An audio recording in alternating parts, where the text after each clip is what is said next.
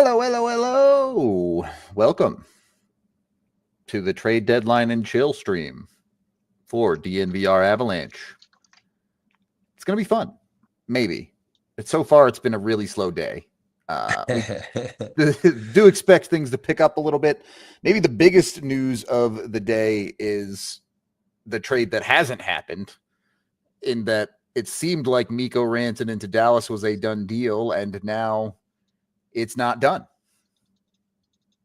So, and it's always, as we know, like, oh, I'm the first to report it. You know what I mean? And then all of a sudden you're going, it's like, guys, until it's gone through the queue at the league there with the trade call, it's not done.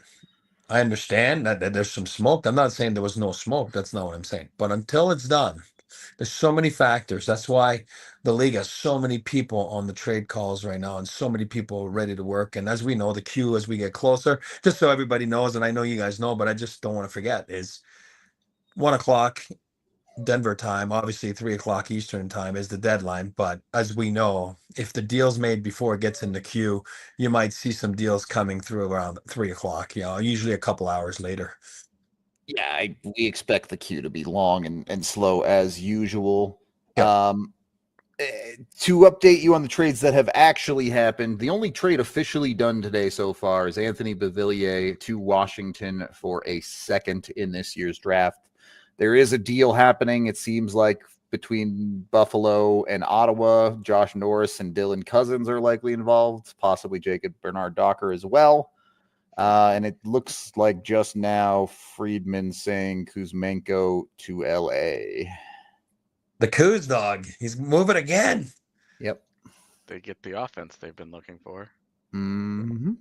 Guy goes from like Western Canada to Eastern Philadelphia to Western California. Like that's a busy couple weeks. No Scott Lawton at Flyers practice. The prices the Flyers are asking for some of these guys are just crazy, though. I'll tell you what, a first-round pick for Ristolainen and Lawton is a conversation I'd have been willing to have. For both together, sure. Yes. But a first for each? No. Yeah. Sorry. They won't get one first for each, but that's what they're asking. So they're not going to get nothing then. I'm curious to see how badly Winnipeg has to overpay for Scott Lawton after watching Brock Nelson land in Colorado. The team that might panic is Jersey, and I'm not bagging on Fitzy. It's unfortunate news 48 hours ago of Jack Hughes. You know what I mean? It's like, when I say panic, is really make a deal that they weren't willing to make, but they might have to make. You know what I mean? So I'm talking about getting rid of stuff that they didn't want to, or assets they didn't want to. They might have to. Yeah. Damn. Kuzmenko for a third and Beauvillier for a second. Somebody got scammed. Somebody got scammed. I think they both got scammed. That might be fair. Might be fair. This isn't a sponsor stream, right? I can actually say words. You can say what you want. We are not on fast. Let's go. I'm gonna get it all out on this stream. Dude, I got it all out on the watch along. It's all good. I was struggling last night trying to talk about Alexander Georgiev. Yeah. I was like, please just let it rip with this guy. Come on. Do we want to start with this conversation of, is Casey Mittelstadt Nav in 3 hours? My answer's still no. Okay. We can have the conversation. Sorry, I wasn't saying that. I'm answering the question. Yeah, that's what I wanted. I'm just, realistically, if you're moving Casey, what's the minimum you need to be getting back?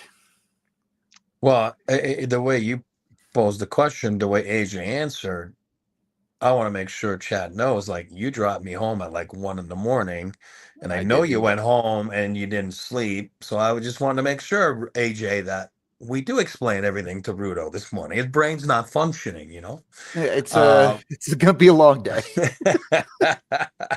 I love Rudo. All right, let's get into it. Why not? Let's get into the conversation. I agree with actually AJ, meaning yes, I want to have the conversation, and no, I don't believe he'll be there in 3 hours. Okay, so what do you need to get back to feel good about moving Casey Mittelstadt out? You need to get back somebody that either changes your forward dynamic a lot, like Ryan O'Reilly, right? Sure. Ryan O'Reilly then in this case would likely be your third line center, and you're talking about a 1-2-3-4 of McKinnon, Nelson, O'Reilly, Drury. Jack. Girl, that's nasty. Yeah, that's pretty disgusting. You're living with Yoel Kiviranta on the third line until Landeskog comes back in the playoffs, but that's still nasty. Like, that's really good down the middle. I like that. So that has to happen, or it has to be a defenseman that's younger that you can have for term multiple options. seasons. Sure. Yeah, and instead of thinking of it as a traditional, like what we would call like a futures, so like a pick or a prospect, it needs to be a guy that can be in Colorado, that you're comfortable being in Colorado for several years. Yep. So that's, for me, that's the important math. Okay. Man, my gut is they might be going to get a solid defenseman, kind of like you saw Bo Byron for Mittelstadt, right? That type of deal again. I'm not saying Bo Byron. I'm saying a hockey deal, right? Not a UFA, not a rental. Or if it's not a D, then I'll take my son Ryan. You know what I mean? Like, I got no problem with that. I'll make it work. I'll convince myself that they're okay on D. If that makes sense. Yeah, I do think the Avs probably need a defenseman today. I agree. I don't know if moving Casey for a defenseman makes sense. Like, if you did all this work to get Brock Nelson as your 2C, I get it. The Avs are probably more comfortable than I am just leaving Jack Drury as your 3C. They probably are. But I feel like if you're doing all this work to make your center depth better, don't blow a hole in it. Yeah. No, like, I know. Make it a real strength of your team. Yeah, I get it. I'm not opposed to it. That's what I said, Yeah. They'll get an extra D. Now, is it a Brandon Carlo type D? Like, hold on, you see, I don't know what to do with my hands. A Brendan Carlo type D. Feel that way a lot. Frank the Tank. Is it a Brando Carlo type D, or is it a David depth D? You know what I mean, that you're going to get that will cost you a later pick or a prospect that whatever I call it a name, which I don't think they have prospects to. Honestly, I'm talking about in Loveland or Yeah, their prospects that actually hold value are Gulyayev and Nabokov. Yeah, that's it. Richie's gone. Yo, don't sleep. Don't sleep on Will Zellers. Maybe he holds the smallest fraction of value. I'm not hating on the Avs prospects. I like a bunch of those guys, but the reality of what their value is worth to a team at the trade deadline is just not a lot. Yeah. Agree. So, I mean, that again, if they're going to get a level of Carlo, then it's going to take Casey. You know what I mean? Like, it is. Like, I'm talking about, I'm not saying one for one. I'm saying to get it done somewhere, somehow. There's other assets involved. If not, then you'll just get it. They're going to need to get an extra defenseman, because if you look 7 and 8, leave it 48, 42, 55, 70, whatever. Middleton, and then you got to dig into down the highway, right? You know what I mean? Which, I mean, you shouldn't even be digging into Middleton in the playoffs, right? Like, no, but guys that have played this year, right? You know what I mean? Like, sure. Basically, So you're at 7. I tell you guys, I'm always comfortable at 8, 9, 10. That's me. But You're asking for a lot there, but 8, sure. we'll see. We'll see. Yeah, I also, I mean, we're going to talk a lot about Brandon Carlo, Yeah. but I do think that would make me nervous. Brandon Carlo, Josh Manson, and Ryan Lindgren on the same defense. There's some You've sameness there. Yeah. You've definitely upped your size and your toughness factor there, but we know that how the Avs like to play is really aggressive defensively, and Yep. that I just think that's tough. Like that would be a really hard combination, those guys together, because we've already seen. I know it's only been 2 games, but you still see it with Ryan Lindgren with the puck. It Yep. hasn't been good. He has to be paired with the puck mover. He's not going to play next to Cale Makar, so there's a puck mover right off the top. At that point, now you're talking about Sam Malinsky, or who's had trouble staying in the lineup because his game is just kind of up Been and up down. and down. Yeah. Yeah, and Sam Girard. So how do you balance those guys out? Like that would be, for me, that's the real challenge with a guy like Carlo, is that I would be a lot more interested in Carlo if I'm doing like a Manson going out kind of thing. Well, But and this is where this conversation gets even more complicated, with Malinsky being a healthy scratch the other night, and Malinsky being one of the pieces you feel like the Avs might be willing to move on from, that has some value to teams. Now you're talking about moving out one of those potential puck moving defensemen to get a deal done, whether that's for a defenseman or for that 3C or whatever. yeah. So It's funny how we talk about, remember, like all the time when it comes down to prospects, like the silver platters and the silver spooners, whatever you call them. Like, it's funny when you look at it today on a pure standpoint of value. Oscar Olofsson has 0 value. You're talking about a first round pick. The shine has worn off, and then you're talking about Sam Malinsky, that I'm sure a lot of teams are calling on.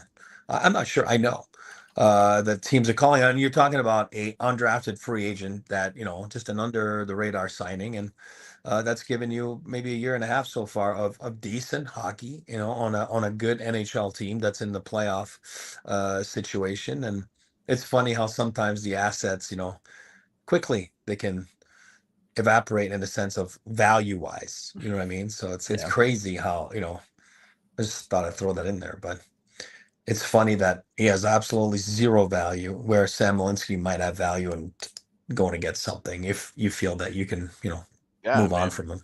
When you actually show that you belong in the NHL on some level, Yep. who gives a shit about your pedigree at that point? That's it. So, And that's why Bednar you know. says it all the time. I don't care where you played. I love the way he says it in training camp. I don't care where you played. If you can help me today, great. If you played in, I mean, beer we've league, watched this great. organization elevate Ivan and Nikita Prishchapov, and they've become 2 of their better prospects because they've showed up, they've worked, and they fit. Yep.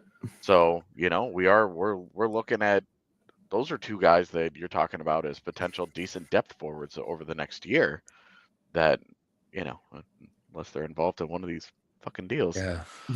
So I like Ivan. I forgot about him. That's a fair call too. Like, maybe Ivan has a little bit of value at this deadline. I'm sure there are teams that have seen that guy and don't hate it. I believe he does. Yeah. I forgot about him, honestly. Like, I honestly, with all my heart, forgot about, because we all love him as, for what he is and what he's become and where he comes from. I like him. Yeah, well, and you're talking about, he's what, 21, and Prishchapov is 20. So you're looking at an undrafted pick and a 7th round pick, where you're like, hey, you might have found depth NHL guys here with those assets, which continues. Please continue loading up on 2026 7th round picks.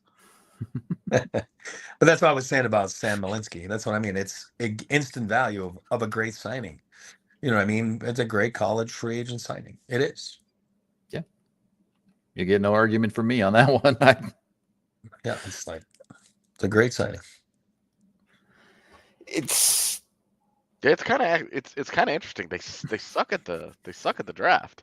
yeah. But you get Logan O'Connor as an undrafted guy. You get Ivan as an undrafted guy. Pristchapov is a 7th. Malinsky is an undrafted guy. Just like college, do all of the developing for you, sign them, and then move them when the time comes for you to need something in life. It's pretty interesting math. $2 super chat from Jacob, who says, so we won the Mikko trade.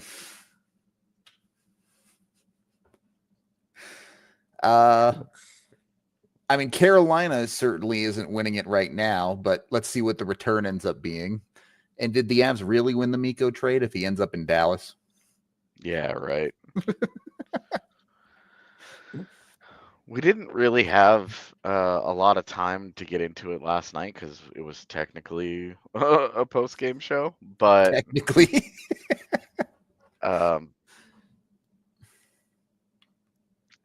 getting Brock Nelson, that was like the tip-top guy that center needy teams were going after. Why it costs so much, Yeah, they paid the price. And let me ask you right now, like, I know that there are people that are still experiencing that sticker shock and are mad about it, but if you woke up today and Brock Nelson was a Winnipeg Jet and they gave up, I don't know, Brad Lambert and a first-round pick. Mm-hmm. Hey, and you're looking at it and you're going, great. So they just filled in their biggest weakness on their roster. Cool. The gap between them gets further. Sure. You feel pretty bad about that, right? Yeah, of but course. Now but you wake up today in a top 6. Let me ask you guys, in a top 6 of McKinnon, Lehkonen, Netchis, Nichushkin, Drouin, and Mittelstadt, who's the 6th best player? Casey. Probably. I think the only reason you could say Drouin is availability, right? Other than that, it's Casey. So you do those same first 5, but you put Brock Nelson in there. Who's your 6th best player? Is it Brock Nelson or is it now Jonathan Drouin? It might be Nelson, but even if it is Nelson, it's a better 6th player. I mean, you're talking a guy coming off 3 straight 30-goal seasons who has 20 already this year playing next to Maxim Siplikov. I'm not saying he's not a good player, but, Jonathan Drouin's near point per game this year, so. Yeah. But availability. Yeah, right. Nichushkin, availability. Lehkonen, availability. All 3 of those guys have availability. Brock Nelson, availability. $10 from Jacob, who says, happy deadline day. Appreciate the coverage every year, you 3. And then $5 from Jay Manning, who says, added Carolina and Dallas jerseys to my collection pre-Mikko trades. He's following my buys. Time for a new Avs jersey to bring him home. Love it. So here's the thing with the Nelson trade. Like, are the Avs better today? Objectively, yes. Like, anyone trying to argue otherwise, that's dumb. I think the Nelson trade by itself pushes the Avs into the contender conversation. Is it enough to get them over the line? I don't know. You probably feel like they need to do more today, but it pushes them into that conversation. It's a clear commitment to going all in, like they've shown all year to do. My only problem with this theory of like, okay, what if Winnipeg went out and got Brock Nelson, and then where are the Avs? Sure, but in that universe, maybe the Avs go out and get Ryan O'Reilly today. Like we will never know, of course, but I do wonder if there was a better way to extract value than ponying up to pay the price for the big target. The thing about the big target, though, is that he's the best guy out there, right? I mean, I think that's debatable. Well, which guy do you think is better than Brock Nelson? I think Ryan O'Reilly might be a better fit for the Avs, I should say. I don't know if he's a better player. Like, obviously, there's been a downtrend to O'Reilly's play, and the production, at least in goal scoring, is not what Nelson is going to give you. So Better is a relative term. Similar players, but different strengths and weaknesses. Yeah. More super chats. 14 from Jared, who says, love the coverage, guys. $5 from Oliver, who says, there's a report, no idea if true, that Brock turned down a 3 by 7.5. Wants more term with the cap going up. Do we even hesitate to offer 4 or 5 at 7.5? Yes, you hesitate heavily on giving Brock Nelson term. That dude will be 34 at the start of next year. You have serious concerns about that going forward. Here's the way I think they looked at it. They meaning the Avs. I don't think you'll hear C-Mac tell you the right answer. I think he's going to tell you, hey, time will tell if we can re-sign him and all that kind of stuff. You know what I mean? We have till July 1st to figure that out. But I think they made the trade, assuming, that's just me, this is what it's costing, and he's walking this summer. Yeah, you have that conversation the day you get eliminated from the playoffs. Right now, you don't care about that. No, what I'm saying is, I think they said he's probably not re-signing. We're not re-signing, or you know what I mean. Unlike what Carolina did with Mikko, seems to have had a little bit of a confusion. You know what I mean? Can we sign him or not sign him? I'm not bagging on anyone. I'm saying it wasn't clear because you're seeing it today. It's still not clear. I do believe the Avs were probably thinking, and they'll say, yeah, maybe we'll resign. And again, a lot can happen, right? All of a sudden, you win. You love it. Your wife loves it. I'm assuming he's got kids. He's older. Kids love it. It's a great fit for him. He's not too far. Minnesota's not that that far away, and you're in the Western Conference, and something new for him. Maybe he just re-ups. Who knows? You know what I mean? To what makes sense for the Avalanche. It's just who cares until you get there. Right now, you're trying to win a cup. That's it. Yeah, I'm happy curbing the contract conversation, but I will also say, like, if he plays really well and he looks good for you down the stretch, then I wrote this in my trade piece at 4:00 this morning. Are you gonna do this again? Because they let Kadri walk because they didn't want to give him a 7-year deal. It would have ended. That deal ends when he's 38, 39. They were trying to replace Kadri that first year. They didn't really, like, JT Compher, Alex Newhook. Like, it didn't, joke, right? A joke. It's crazy how unserious that team was, and they won 50 games. But then they go out, they get Ryan Johansson. That blows up in their face. It's bad. It does. Oh my God, does it not work? Yeah. But by getting Johansson, it takes them out of the O'Reilly market, and taking them, they were happy to do that. They were comfortable taking themselves out of the Ryan O'Reilly market because he was 32 at the time. He was coming off of a not very good stint with the Maple Leafs at the end of the season. And it was, well, what happens if we give him a 4-year deal? He's cooked a year into it. Yeah. They were worried about the age. They were worrying about the aging curve. So they lose out on Kadri because of the aging curve. And there were other considerations, but the Avs would have damn sure, if that guy was 29 years old, they would have done whatever they had to do to make sure that they could have kept Nazem Kadri. There's just no bones about that in my mind. But aging curve plays a huge role in that, right? Yep. Aging curve plays a role in them not messing around with Ryan O'Reilly. Ryan Johansson blows up in their face. He's cooked. It doesn't work. They in part spend a first-round pick to get rid of him. And then they use Bowen Byram, arguably their best trade asset at the time, to go and get Casey Mittelstadt. Mittelstadt plays pretty well. They give him a 3-year deal. He's 25 years old. Like, it's lots of good things here, right? There's a lot of things that looked good. Mittelstadt has 18 points his first 19 games. He has 16 points in the 44 games since then. Yep. Girl, what? Sorry, 43 games. But girl, what? 16 points? Girl, are you for real?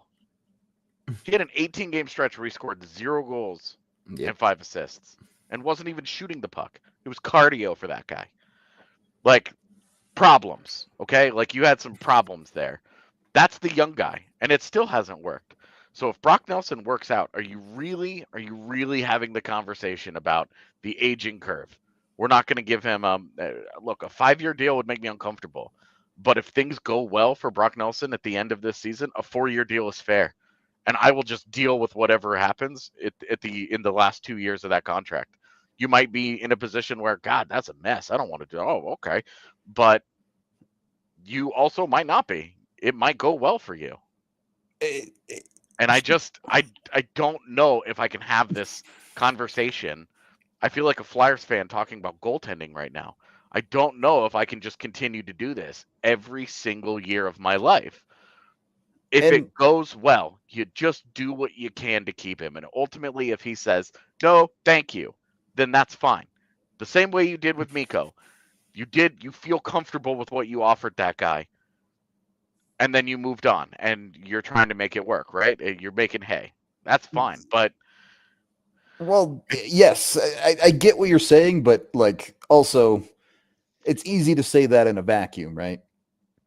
But when you start having that conversation of, oh, keeping Brock Nelson means we can't re-sign Jonathan Drouin, or fine, or what happened? Sure, like if you're okay with that, fine, whatever. But you have to understand that there are consequences to those types of decisions. That if you're keeping Brock Nelson, you're probably losing someone else, and the ever-present weight over every Avs conversation when it comes to contract values is $7 million on your cap hit next year or not? Gabe. Yeah. Oh my God, I'm reading you. Yeah, I mean, he's going to come back in the playoffs. It's not going to work, and then he's going to call it quits. It's entirely possible. You're 100% playing Pokemon, aren't you? Oh, yeah. Until someone actually makes a real trade, I'm vibing, all right? Yeah, man, it's all good. I can sit here and play my Switch, too. I'd be doing that shit. I've been replaying Fire Emblem, so... we do have more super chats. $7 from Rob, didn't say anything, and then $5 from Aaron, who says, as always, thanks for the coverage, boys. How do you think Tanev would fit? Does that rev your engine at all? I don't know, just stirring the pot. Great. If he played center, I'd be hella interested. No, hold on. Let's have that exercise right now. I'll be napkin coach. You know what I mean? Like, they're at dinner and then they're like, hey, give me a napkin and a pen. You know what I mean? And coaches are always thinking lines. The Avs have had one too many napkin and one too many pens when it comes to trying random centers this year. So no, but let's talk about it right now. Let's say nothing happens. Okay. Who's your first line? Just go one line at a time. Put boxes, 3 boxes.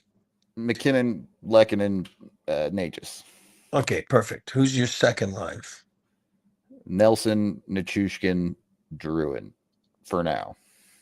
That's what I said. For now, like no moves have happened, right? He's asking about Tanev, so we're gonna have fun with the super chat. No, who's your third line? Today, Mittelstadt, Colton. I have a box open there. LOC, Kiviranta. Maybe it's Jack Drury on the fucking wing. I don't know. Okay, who's your fourth line? Drury, one of Kiviranta or Kelly that's not on your third line, and LOC. I mean, whatever. The bottom 3 wingers are interchangeable. And then that leaves you, VC's 2, whatever. Yeah. Yeah, that leaves you Big Daddy Jimmy VZ. That leaves you the Cat.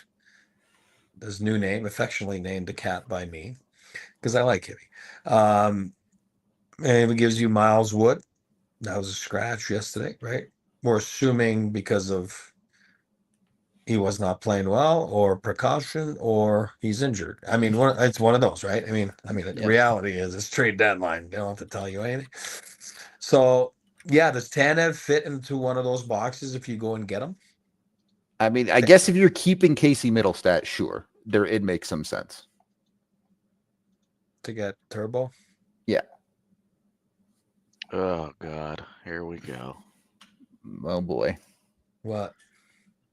What the fuck? 8 years, $12 million for the Stars?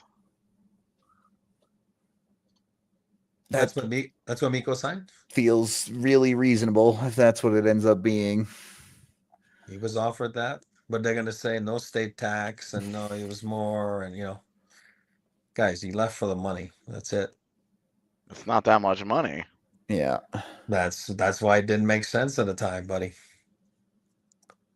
I am playing Pokemon Sword right now, for the record. Arm Oysters. I already finished the decks in Scarlet and Violet, so I'm going back to get all the Pokemon Home Pokemon.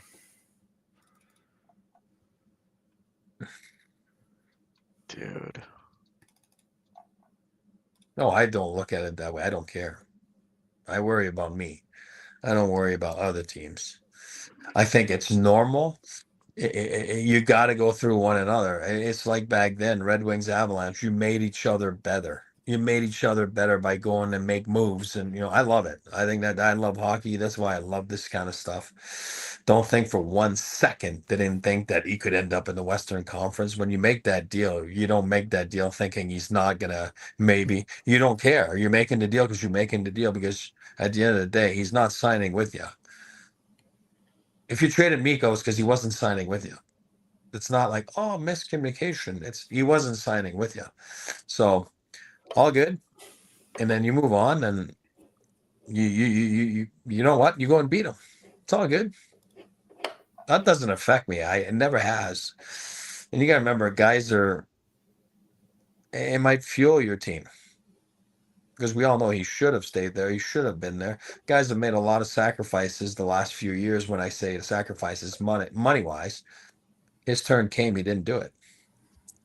You got to call a spade a spade. So that would piss me off. I mean, that would bother me. So it's all right. At the end of the day, it's working out good for the Avalanche, and I think you've turned the page and you're moving on to. You make moves not because you're worried what Carolina's going to do with Mikko Rantanen. You're making moves because you feel you're going to go win. Doesn't affect me at all. Zero. I mean, I thought it was going to be there or Vegas. It's certainly out of the Avs' hands. Like, it's not like the Avs can do anything about it. They just have to go be the best team they can be. It's all good. I got no issues. Zero. And I'll tell you what, Mikko does not solve for the Dallas Stars. That right side of their defense is still really bad. What's the deal though? What's the? We don't know yet. I mean, I don't know if Carolina doesn't get the return of a Marty Necas that they get. I mean, what were they thinking? You know what I mean? Like doing that deal. Yeah, I don't see how Carolina comes out on top here unless Dallas gave up something crazy. But people were saying Stankoven. Like, okay, great. I mean, there's nothing special there. Like Stankoven, like not banging on the guy, but he's not Marty Necas. He's not. Yeah. Yep. We'll see. We'll see when we hear the real deal. So makes you think, though. What were they thinking? They weren't thinking, clearly. I mean, again, unless they get half of the Dallas team in return. I don't know. We'll see. Maybe they were thinking. But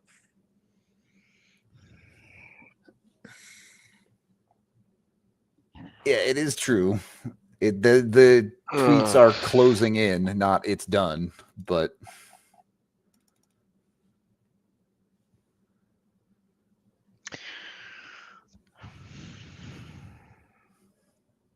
I love it. That's hockey. That's hockey. I love it. I'm a competitor. Love it. Iron sharpens iron, baby.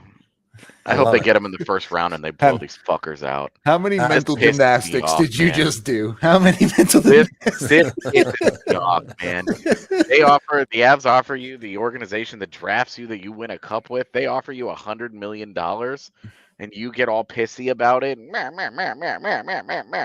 You had a deal with them last summer that you turned your back on. You turned your back on all of the teammates that have fucking taken discounts. It would bother me. Over the years, I mean, McKinnon, Landeskog, and Makar all take discounts so that they can stay together. And this pissy little diva bitch goes out there and does this bullshit and ends up in Dallas. I hope I hope they fucking blow them out. They won't because Dallas is really, really good. But this pisses me off. If I feel this way, I want them to feel this Yeah. times 1,000. They need to want to murder that man in I don't whatever playoff rounds. No more first round picks. Trade all of them. Yep. Empty the fucking gun, dude. Just go all out. We're depositing into the No. FU Miko fund now. Fuck all of this. Beat him in the I first love fucking round. 2 from I love Landy saying, "Eat Miko alive, AJ." This pisses me off. This straight up angers me. And yeah, is it some salty grapes? Yeah, sure. This sucks, dude. It sucks that Everything you had to about make it. a hard move, and I was sad when it happened. Now But you're like, mad. I reported on this, like knowing all the sacrifices that everybody else made to try and stay together, to try and build this thing up and win multiple cups together. And he spit on all of that to go and get paid. And on some level, you have to straight up respect that. This is my one chance to go out and get paid a bunch of money. And then he goes out and takes the same motherfucking money to go play in Dallas. Now you have to live in Dallas, you bitch. Fuck all of that. Fuck all of that. I hope he hates that humidity there. I know that Finns love saunas. Well, guess what, buddy? Going outside every fucking day is going to be like that sauna. There's no escaping that shit. This is such bullshit. Fuck that dude. That's why I love it. I want this gives me this kind of arms race is awesome. It feels like Colorado, Detroit back in the day with fewer Hall of Famers because Miko's never making it now. He doesn't have Nate to prop his ass up. No, fuck off with that. This straight up upsets me. I was all for it if he was going to go out and sign for $14 million, whatever, right? Like all of that would have been great. Yeah. This, fuck all of that.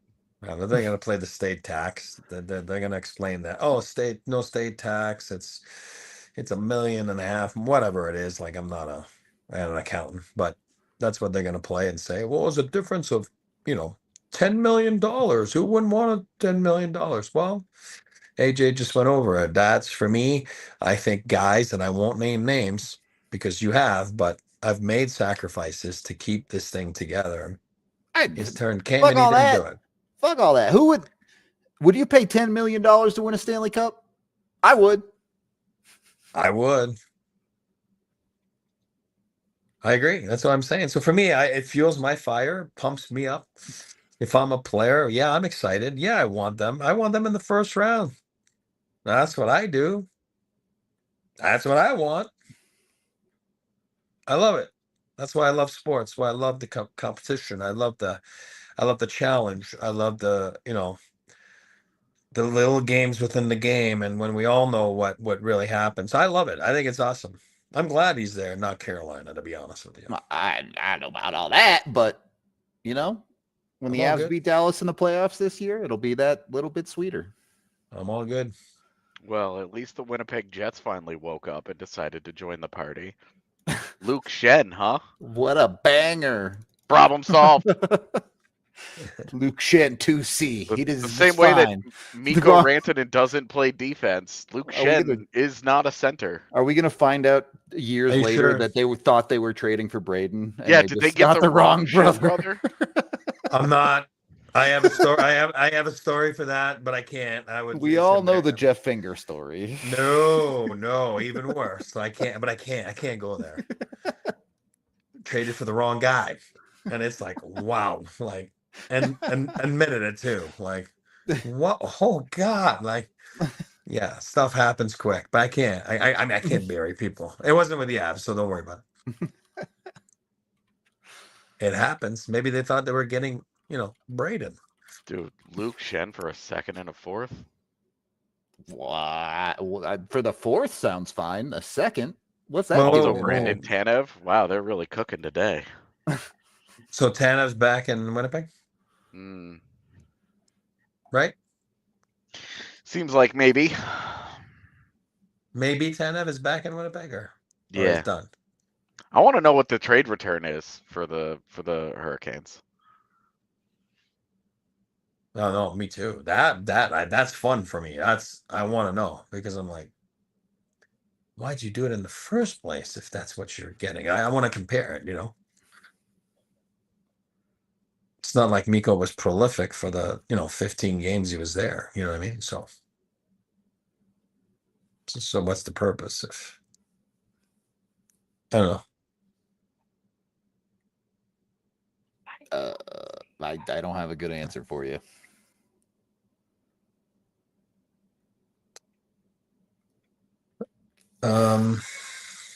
Still mad about this Mikko shit, dude. The guy's so good that he's gonna make me look like a dick when they go out. He goes out and scores a game-winning goal against them in the playoffs, and I'm gonna be so mad. Well, it'll happen. Avs can win the series, but that's going to happen. Yeah, I mean, you know, Mikko's putting up a hat trick on the 16th when Dallas is in Denver. That said, arms race is on, boys. Keep going. Fire off. Keep going. Yeah, just keep going, dude. You've made 7 deals. Make 10. Try and get us to 50 guys this year. $10 from Aaron, who says the Moose had my panties in a bunch for a while now. I hate seeing him go to the goddamn Stars. I also think that no other team will get the same production we got out of him. My grapes are salty. He then gave $5 more to say, we're seeing them in the playoffs now. The hockey gods demand it. It's written in the stones. Mac goes Super Saiyan in a sweep. And then we got 5 from It's Coos, who says, the time is now, Chris. Let's go all out. Fleece Boston and bring us Carlo, Kiki, and Marchand for some picks and Mittelstadt. Fuck Moose the mercenary. See what it does? That's why I'm loving it. I love the anger. I love the challenge. I love the competition. It's awesome. Is there a better thing than hockey? There's no better thing than hockey. I mean, it's great. It's life. It's blood, man. I love it. I'm so excited. Oh, man, what a good month for hockey with the 4 nations and things like that today. It's great. Jacob asks, do Avs fans boo Mikko's return? No. Probably. Nah. I no way, man. He won a cup for you. Yeah. He was Cups unbelievable. Cups are forever, man. He's an awesome Av. He's an awesome Yeah, Av. come on, man. He gave a ton to that organization. And he could spend the next 8 years undoing all of that because he's a little diva bitch. Nah, he can spend the next 8 years wishing he had never left. So you know what? You give him a big standing over, a nice tribute, a 2-minute standing ovation, and then you boo him. After that, boo him all the time. It's sports. We all know it's sports. It's all good. Makes it fun. Makes it fun.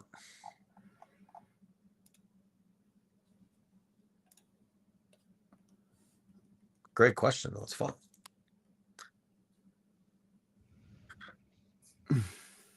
Oof. Well, the most interesting thing is finding out what that Mikko return is right now. So I agree.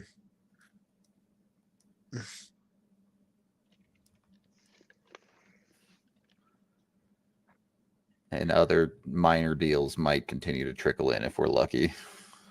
Oh, yeah, there'll be more. There'll be a bunch more. I mean, I think there'll be a ton more, but it's just they might not be for another couple hours. Again, that I guys, it's the best. It's such an awesome feeling. It's such a nerve-wracking feeling. You're looking at the clock. You're in the war room. Boss gets on the phone, shuts the door. Usually, you know what I mean. Then you're waiting for him to come back, and then you're looking at the clock again. You're like, oh god, you know what I mean. And then, oh yeah, but I know that T-Max is offering this, and if they offer this and they take it, again, it's perception. What they think about your offer and their offer, you know what I mean, other teams' offers, and so then the guys are all there on the board, and I mean it's nuts, it's fun, it's exciting. I miss it terribly. Those are the days today that, and again, this is fun too. That's not what I'm saying. I'm saying the rush feeling of helping to make a deal. You know what I mean? It is unreal. There's no better feeling. It's awesome. Drew asks, so what year draft pick are they technically allowed to trade today? 2029, 2030? Send them all plus Manson to Calgary for Uyghur. Yes, I am playing Chell while listening to you. Hells yeah. I don't think there's technically an official limit, but if you tried to do something dumb, the NHL would be like, stop being stupid. Also, it would be real dumb to be like, here's a 2032 first round pick. You don't know what You're your trading team's a gonna fifth look like. grader. You're trading for a fifth grader at that point. All right. Yeah, it's Do a great what the question. NBA does. Trade that pick, the 2032 first round pick, and lottery protect it. And if it's the Avs keep the pick, then that pick turns into 3 second round picks. Oh my God. Stop. I can't. Great question. Ryan B says Miko doing the Paul Stastny hurts. Not gonna lie. It's not the same. Like, don't get me wrong. Him ending up in Dallas sucks. Him taking that amount of money sucks. But also the Avs did trade him. Like, the Avs aren't 100% innocent. Further on the real though, the Avs tried hard. Oh, I know. I understand. They tried hard, and you couldn't get management to get it through to him. You couldn't get the other players who, again, I stress this. The other players took significant discounts to try and continue to make this thing work. I mean, Eric, you know this. Gabe Landeskog had deals on the table in free agency.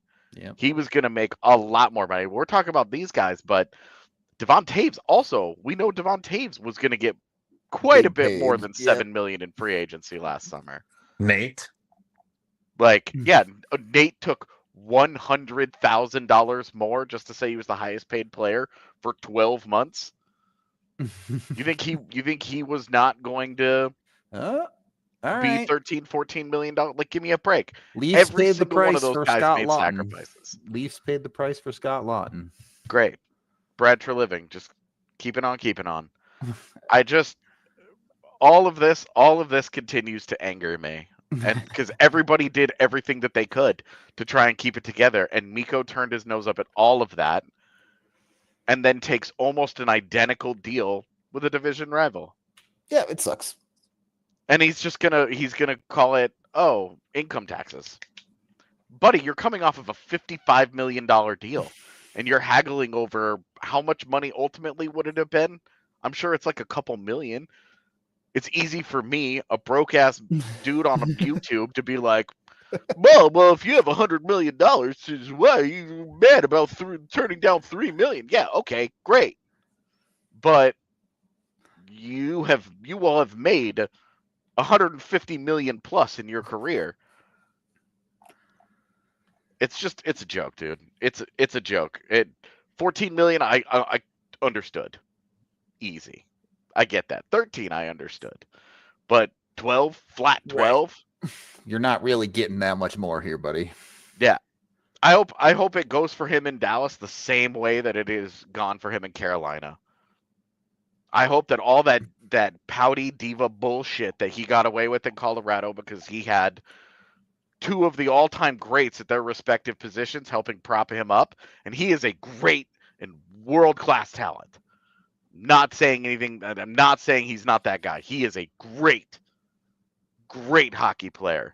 But how much better was he made by the guys around him?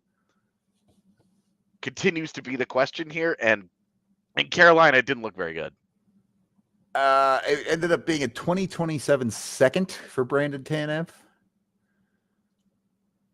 St. Angeles says, is Brant Clark a good fit? No. Oh, somebody did the math already. Rantanen's ultimate take-home will be about $4 million more to sign in Dallas than he would have gotten in Colorado. Yeah. Man, go fuck yourself with that. Well, a wise man once told me, and you guys have heard me say it, I'll say it again. How many steaks can you eat? That's $4 million is a lot of steaks. How many steaks can you eat? Ryan B says, how many more times per game does he fall over on that Dallas humid ice? Pissed. And then Ryan B gives two more, saying he's marked safe from Scott Laughton. $10 from Soul Knife. Tax-free states should be accounted for in the salary cap. They should get less than taxed states. There's a lot of GMs not happy about that. They call it a big competitive advantage. I mean, for you're going to hear that. That'll be a case too. For I'm sure Carolina will complain. You know what I mean? Whatever. I don't think it matters that much. But seems like it does. But does it? Seems like it. How many tax-free states have won chips? I know Florida just won one, but I mean, Florida's put Stanley Cup finalist in there 5 of the last 6 years. It's fair. Vegas has been in multiple Cup finals. Is Vegas tax-free? I don't even know. Yes, Vegas and Dallas have both been in the Western Conference Finals a shitload of If times. Vegas is, then there's a lot. You can make an argument if Vegas is. Florida and Tennessee, I believe. Maybe I'm wrong about Tennessee, but I'm going to say Tennessee is one of them. I mean, they made a finals 10 years ago. More than that, even. What's the deal with Lawton? I haven't seen the return yet. Just that he's going to Toronto.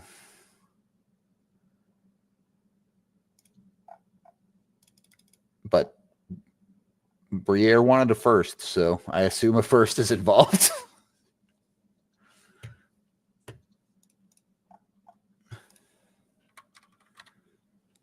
We'll see him Saturday. AJ's going to be excited to give him his first supper since he had his last supper. There's no way. What? He gets the immigration paperwork done in time to play tomorrow, right? Totally forgot about it. No.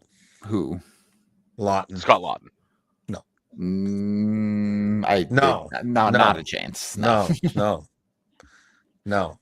Been through it too many times. No.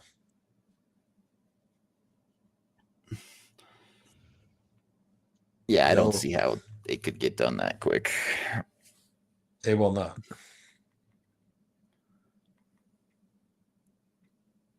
Look, seeing what Winnipeg is doing right now, they moved to second. So just to account, they moved a second and a fourth for Luke Shen and a second for Brandon Tanev. And you want me to be upset about Brock Nelson?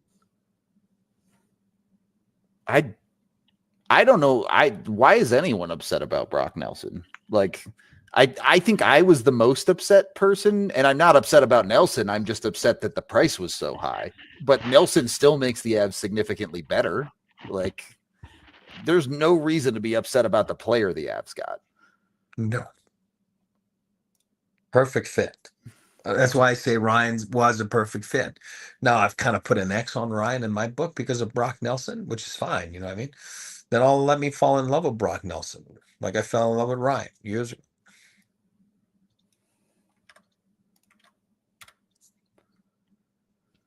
Can we get some returns, Twitter? Hook me up. Yeah, I've seen a lot of things are happening, but not any like here's what's actually going on. I appreciate the Jets doing what they're doing. Their returns were out right away.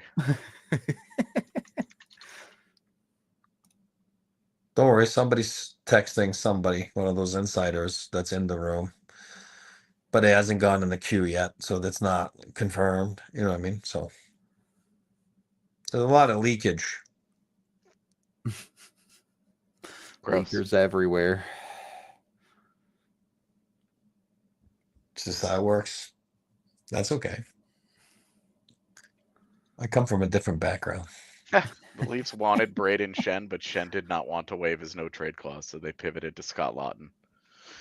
Honestly, probably did you a favor. Yeah. I hate when that comes out.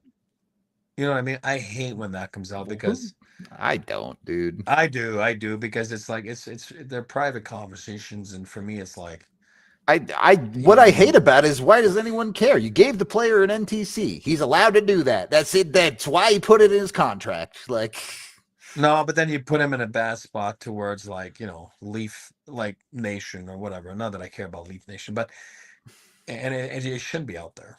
That shouldn't be out there.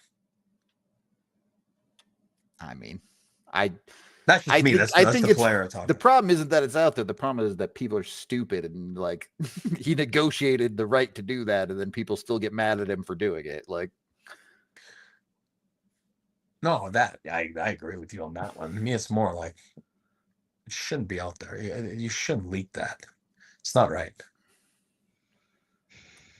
And I know, and some teams are notorious for leaking, and some teams are notorious to you'll never know, and it's happened a gazillion times. You don't hear about it, and that's the way. I mean, that's just for me. That's the way it should be, because he's got the right to have a no trade clause, and that's look, for me. In a perfect world, you should never have to leak anything, and teams should just announce what they've done. That's right.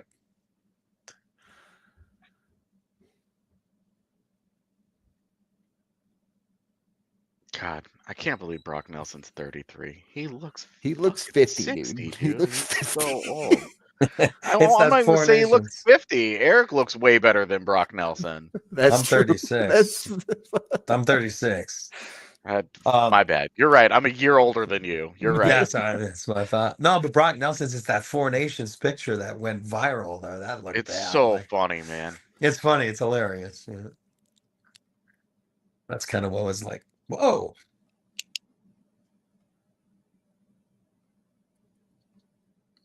All right, starting to trickle in. Yeah, stuff is starting to fall. I don't understand this Josh Norris for Dylan Cousins thing. It feels weird to me, to both sides. Like, okay, maybe Ottawa wants out of Josh Norris because they feel weird about the off-ice stuff. I guess I see that. But Dylan Cousins is having like a pretty bad downtrend. And I genuinely don't know what's happening in Buffalo. I feel like Buffalo is run by an AI that's gone rogue and is just doing random things. Well, thank God they didn't trade him for Nick Cousins. You know what I mean? That would have been a different deal there. You know what I mean? They got the right Cousins, different spelling, but the right Cousins. One step better than the Jets. Got it. It's just we're getting there a little bit. Yeah, I don't know. Sometimes, again, you don't know stuff. We always talk about that. Remember Valimaki, all that kind of stuff. When you're, sometimes there's a reason. You have your reasons, and sometimes it's just you need to move on for something, for whatever the reason is. So sure. Let's see.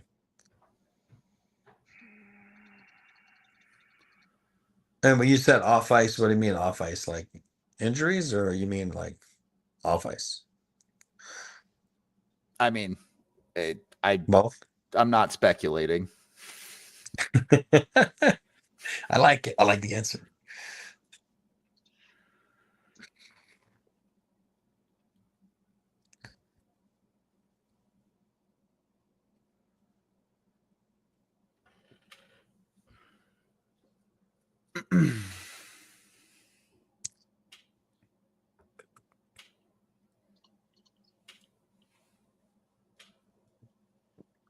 Yeah, I'm hoping we meet in the playoffs, Joe. I hope it's Dallas and Colorado again. I want Dallas until the Avs actually do it. beat them. Yeah, they got to actually win one. Yeah, I want Dallas until the Avs beat them, and then we can stop playing each other for a while. Exciting. It's exciting.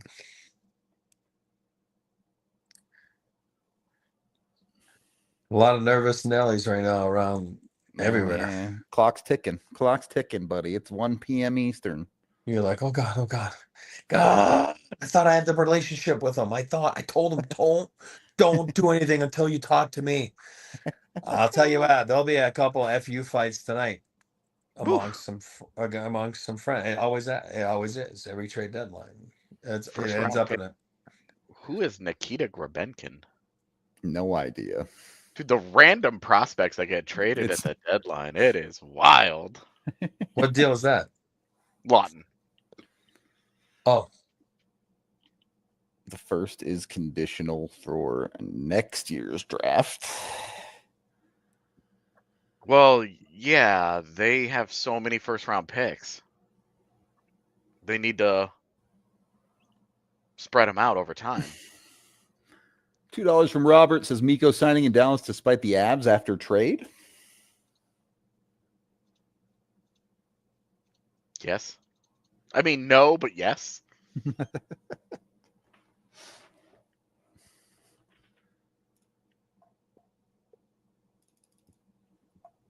Oh, just think. Are we In- not getting the details of this Rantanen trade? No, it's not even officially done yet. I don't think. Not in the This queue. It feels like hasn't gone Miles through. Wood when everybody was keeping it a secret that it was a 6-year deal. Like, all of a sudden, they're going to bust out and be like, yeah, we traded Maverick Bourque and Wyatt Johnston and 2 first-round picks. And you're like, whoa, what the fuck? Let happened? me take a little break here. You know, here's my hour break. I'm gonna take a few minute Yeah, break here. yeah. Pop out. Pop I out. will be right back.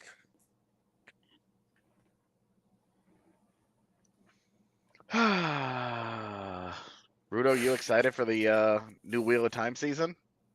Well, yeah. The girlfriend and I have been rewatching season 2 to get prepped for it next weekend. So Season 2 was kind of all over the place. yeah, I was lamenting halfway through it that I was like, man, this episode features a lot of characters doing a lot of chores. Yeah. Like this is a lot of busy work happening here. Yeah. But then because we're on the last 2 episodes, and I remember Sure. how it ends, and it Yeah. goes nuts. It pops off, and it's so badass. Yep. I'm so excited for it. So I'm excited for our rewatch. I'm excited that the ends don't play tonight, so we can actually watch it together. It's gonna be rock. It's gonna rock, man. And season 3, they released like an 11-minute like teaser. Mm-hmm. It's sweet. I was like, cool. Shit's about to get wild. I'm gonna watch all these chicks do fucking magic at each other. I cannot wait. It's a really reductive way to put it, but truly, the show is awesome. I wish more people would go and watch it so that we make sure that we get a 4th season. I mean, look, I would say like 90% of franchises, if you like the actual books, you're gonna hate the series or the movies. Yeah, the girlfriend's a diehard fan of the books, and she's like, it's like one of her like pet peeves where she's like, they are different mediums, okay? There are 15 books and they are 1,000 pages each. How are you supposed to adapt this? And it's like, yeah, this is a fair point, guys. Like, it's hard to be super faithful to. You're to the talking book. about a 1,000 episode One Piece level fucking series. At that Yeah, point. is the show supposed to run for 25 years? Like, we're talking about it being the Young and the Restless at that point. None of them are going to be young by that point. Like, it's crazy. I like the show though as a person who's not read the books because I don't know how to read. But big, I know a lot of there are enough people who have read the books that absolutely hate the show. And I'm just like, I'm sorry.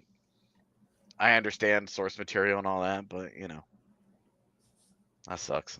Yep.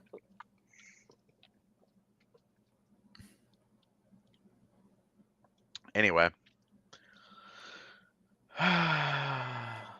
This is like, whoa. What's like, whoa?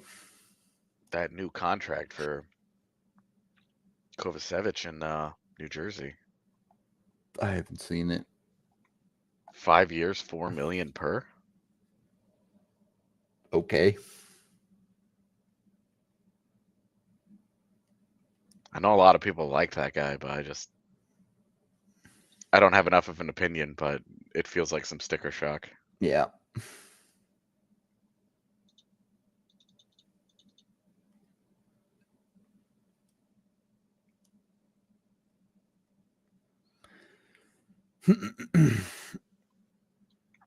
All right. This is that lull where it's Yep. like a lot of stuff happened early in the morning and now teams are grinding through Everyone's working right now. Yeah. We're going to get a boring ass 90 minutes where we're like, well, so you taking a walk anytime recently? Like, Chat, where do I find a moonstone? And then the last hour, it's just going to be all kinds of shit happens. For the record, the 2 moves that Winnipeg made don't move me at all. Yeah, it did not really address the things that they needed.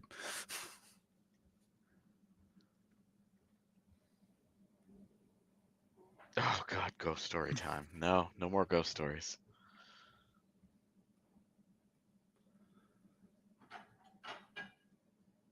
Yo, I also watched the Dune movies recently. Oh yeah. Yeah, the girlfriend was mad that I wouldn't watch them, so we watched them, and then I was like, all right, I need to rewatch these now that I kind of know what's going on. And they're okay. They're solid. Watching those was not as fun as Twilight Weekend, but also that's when Rantanen got traded the first time, was in the middle of Twilight Weekend, Oh boy. and I was very high.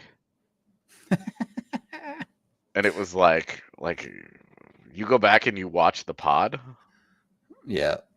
from that night, and my eyes are just like,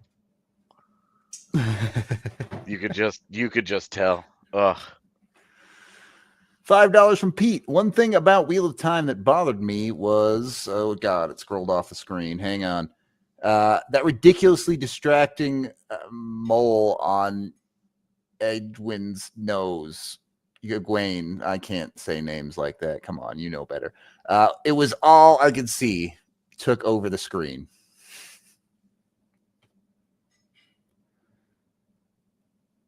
Cool.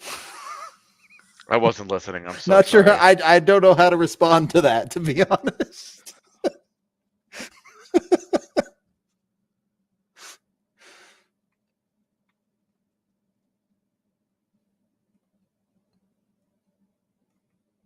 Oh. Yeah, I don't know what to say to that either.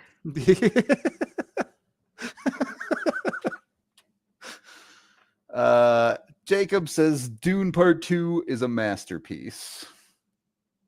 I liked 1 better. I haven't even watched 2 yet. I won't lie.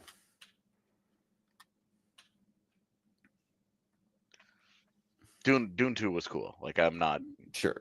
It was cool, but I thought 1 was neat.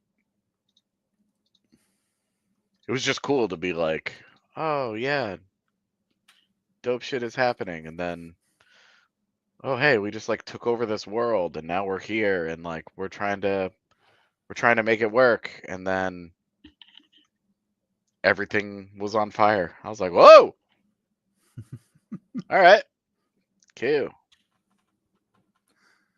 Oof, an anime watch sleepover stream. You're up, Rudo.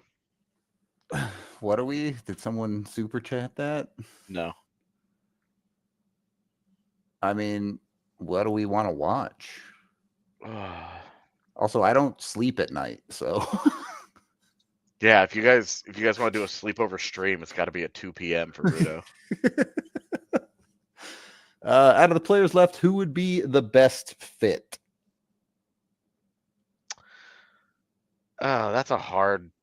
Like, it's easy for me to say, hey, like Ryan O'Reilly as your third line center would be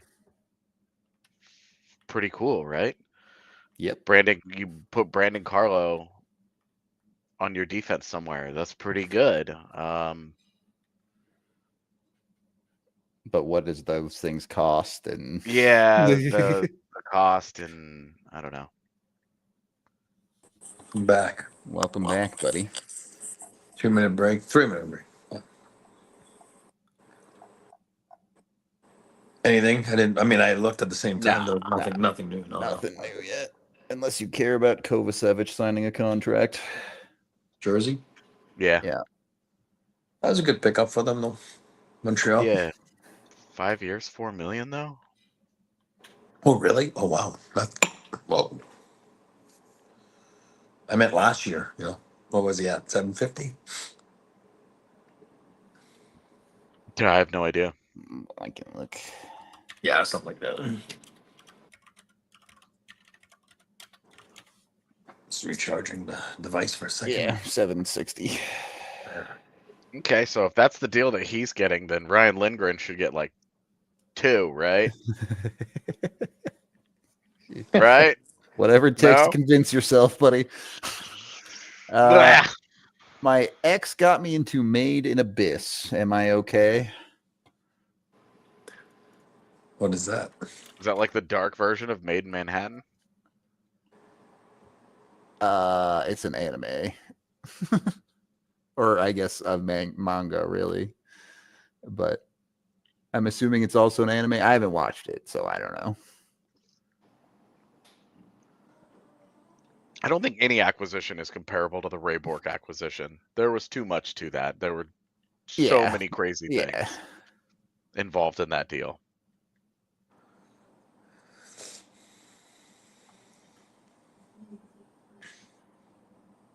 Yeah, honestly, like this feels, it's a seller's market. This is the time to sell Casey Mittelstadt then.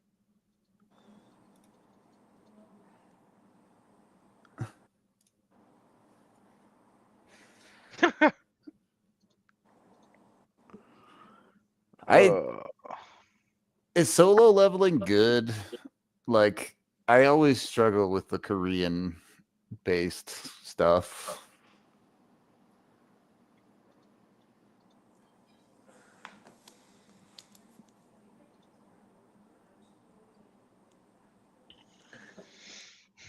I mean, to do anything significant, the Avs have to move money out at this point. Yeah. Well, and that's where you're looking at Casey, Ross Colton, Miles Wood. Moving Wood would be tough just because there's approximately a lifetime left on that deal. Yeah.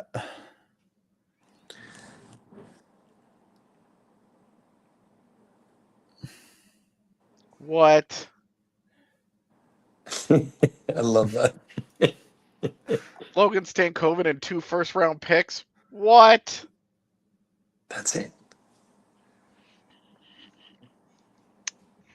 So Carolina are stupid. Wow. Are they turning that into Elias Pettersson? Like, what the fuck, dude? Right now, Carolina has turned Martin Necas and Jack Drury into Logan Stankoven and 2 firsts. When you're trying to win. When you're trying to win. Right. A team that's made multiple conference finals in the last few years. Like, I thought everybody was falling all over themselves to talk about what a great job Tulski did because he was going for it. He was all in, and then I guess he's not all in anymore. I'm a lot happier to give up 2 firsts for Brock Nelson than to give up 2 firsts, or than to get 2 firsts for Devon Taves. All right. Look, do they want to turn around and flip Logan Stankoven and turn for 2 first-round picks for Brock Nelson? You want to do that? No. Fuck no. Okay. I was like, what the fuck? No. In Brock we trust. Right. Yeah, I don't understand that one. Yes, Dallas still has no defense. Mikko doesn't really solve the problems that Dallas has. Now they gave up 2 firsts, so it's going to be tough to go get more defense. You know what I mean? Yeah, so 2 firsts and Stankoven, and then they also a first for CC and Granlund. Yeah. That's what I mean. So nothing left in the tank. Which the Avs don't have any first. I guess they have 1 first left in 2027 if this one doesn't end up getting transferred. Okay. I mean, the only way it becomes the 2027 first is if the Avs have a top 10 pick. Right. Which Wouldn't isn't going to happen. Almost have to lose out at this point for that to be a conversation? They might not even be that if they lose out. Like, yeah, let's just out of curiosity. We got nothing fucking going on right now. How are we here? We have our 11th in the league right now with 76 points. To get to the bottom 10, that's Boston at 64 points.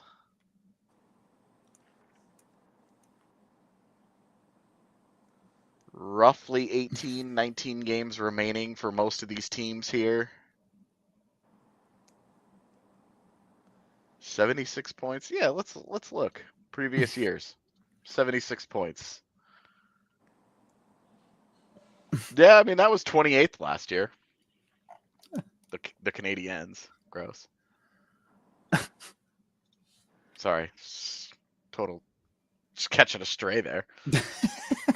76 points a couple years ago would have been good for 25th between Washington and Philadelphia. So they do need to win a couple more games. It would be bottom 10 if they lose all of their remaining games. Yeah, if they lose out, they'll keep the 2025 first. Which, by the way, this draft class is not super well thought of at the moment. You're not a James Higgins lover? I mean, like, at the top. Like, there's 4 or 5 guys at the very top that you're like, Of course, there always is. These guys are pretty good. But I still love so Porter quickly Martone, transition into, yeah, this guy might be on your second line. Sure. Okay. You're taking Tyson Jost to 10 all of a sudden. Too soon.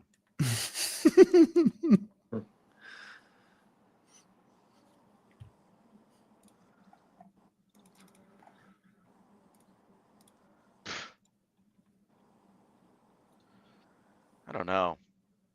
3 first-round picks for CC, Granlund, and Rantanen. Not great. I mean, Mikko's really, really good. And those other 2 guys It genuinely also might are in be, the NHL. It might be a better trade if it was 3 first-round picks for Rantanen. Like, the other guys are kind of just cap space. I mean, in the lineup-wise, Granlund essentially replaces Stankoven. That's fair. And then CC's just also exists. And Rantanen is on your top line. Like, true. Jason Robertson, Rupe Hintz, and Mikko Rantanen, that's It's a good line. That's pretty good. It's pretty good. Can we do like trapped doggo cam while I get water? Oh yeah, you can kind of see her. Oh. Damn. The Sarah McLachlan music about to start playing. I will remember that one. No. No. No. In the arms Yeah. of an angel. Oh yeah. There goes my music knowledge. Hi, I'm Sarah McLachlan, and every year, dog owners put their dogs in a pen to take a nap.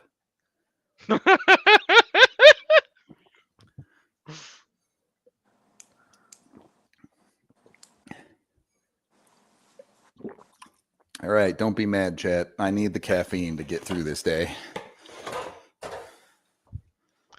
Yeah. I'm going with the sugar high early, and then I'm waiting for the energy drink later. The energy drink will be so that I can be properly hyped for Wheel of Time. Yeah, no, I'm crashing out. I'm going to make it to 4 or 5 p.m. Mountain, and I'm crashing out.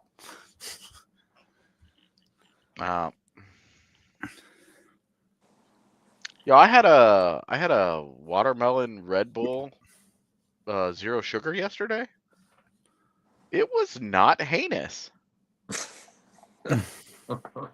Regular 0 sugar Red Bull is an affront to humanity, so I didn't have like great expectations.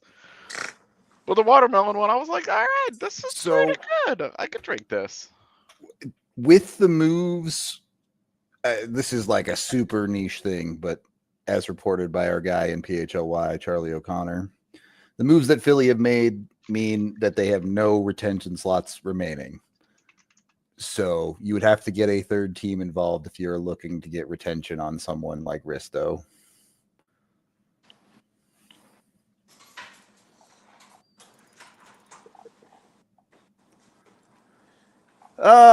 Jonathan asks, can you explain why you think Dow defense is bad? Just go look at the names on the right side of it. Dumba, CC, Labushkin is their right Ds. Yeah, if Miro Heiskanen comes back, that makes it a lot better. Season, for sure. It changes it. Like, it mitigates that damage. But Heiskanen, Lindell, Harley at the top of the defense is stellar. That's really, really, really good. But Dumba, CC, Labushkin, I guess Brendan Smith is also on this roster. I didn't even know that. Is he a forward or a defenseman at the moment? And then Liam Bixel has also been playing games for them. Like,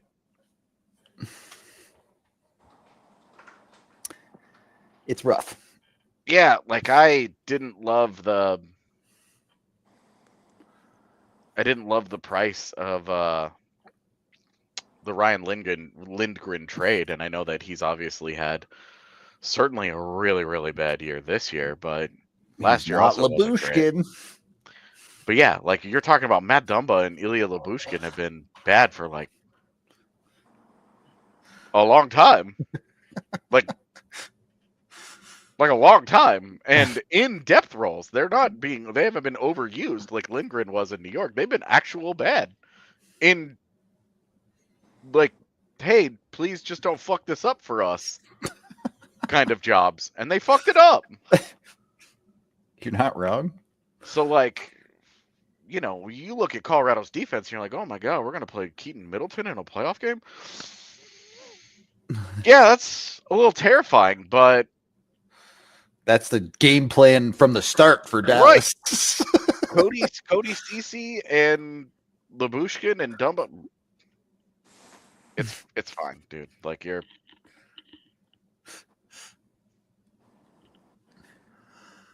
$5 from actually this one came first. $5 from Brooke, who says, what do you think Rantanen thought would happen? I'm so confused where the disconnect was with him in Colorado and Carolina, but now he'll take 12 mil. I don't know the answer to this, but I'm just gonna say I think he got punched in the face. Yep. I think there was a reality that the Avs weren't gonna pay more than Nathan McKinnon, and they drew their hard line and they said, hey, we're here for you based on the market, based on the comparables, based on all these factors, you're here. And then he got to Carolina and Carolina said, we're a little bit higher than that, but not a ton. And he said, no, I'm going to be able to get more than that in free agency. And then he talked to Dallas and Dallas said, what? No. 14? Excuse? No, thank you. And then I think Rantanen was like, okay, if I want to play for a team that is worth anything at all, this is my worth. 3 organizations who have been very, very good over the last decade have said, I'm not worth more than this. So am I going to go into the market and take $14 million to play with Connor Bedard and spend the last few years of my prime getting rocked every night? Is that the plan?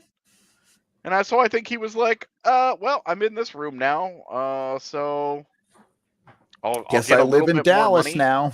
Yeah, he couldn't go back and retake the deal in Colorado. He had been traded, and the Avs weren't going to be able to offer that to him in free agency. So it's not like he could unring that bell. Yep. And so I think he was probably just going, well, I thought I was worth more than this because my agent's a dumbass, and now here I am.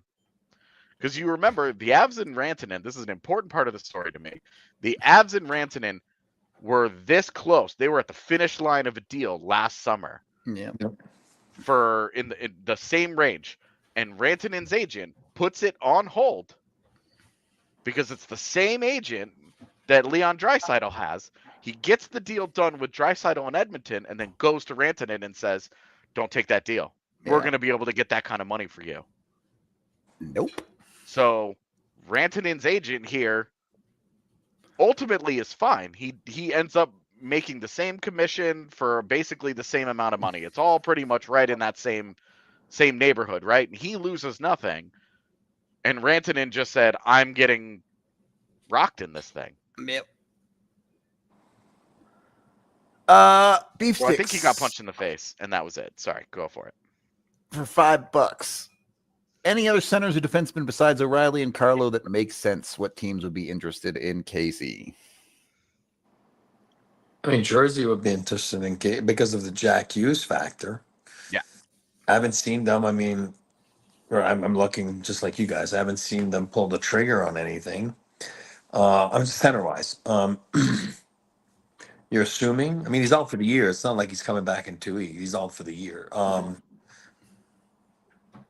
you would think that they're in on everything. You would think they were in on everybody that you've seen move. You know what I mean? That's as a center. Um, who knows? You know what I mean? Yeah, Who knows is going to want, Casey. And Casey's got value. Casey's a good player. Casey's a good player. He stays. I don't mind it. As you guys know, I like him.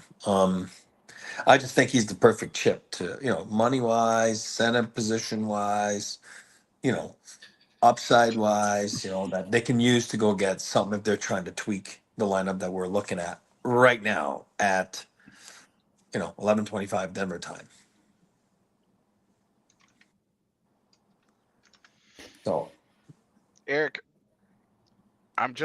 this isn't anything that I know. I'm mostly just bullshitting here with you, but yeah. Mittelstadt for Dawson Mercer straight up. How do you feel about Dawson Mercer? Yeah, I mean, I'm usually, as you know, I'm not afraid to. I'm not a fence guy. I have to admit, like, I've never really, really paid attention to him. You know what I mean? Okay. So to say, like, what's the difference? Position, age, a little bit. I mean, Mercer's 23. He signed for 2 more years at $4 million. So A little bit of money, a little bit. yeah, so they would, New Jersey would be taking on a little bit extra money there, which they don't have room to do. There would have to be something else to try and close that gap, like Miles would. But he's gone from 42 points, 56 points, 33 points, 26 points. Was it last year? Played a pretty good game against Colorado, if I remember, or was it 2 years ago? Anyway, I just one that sticks in my head. I mean, Right here's shot. the Dawson Mercer conversation for me. Do you believe that he can get better? Do you believe that he can get back to where he was? If the answer is yes, do you also believe that Casey Mittelstadt is cooked? I don't think Casey's cooked. No. Who does Mercer play with right now? Who's Mercer? If Jack Hughes was there, who was he playing with? Hold on. Let me Look that up.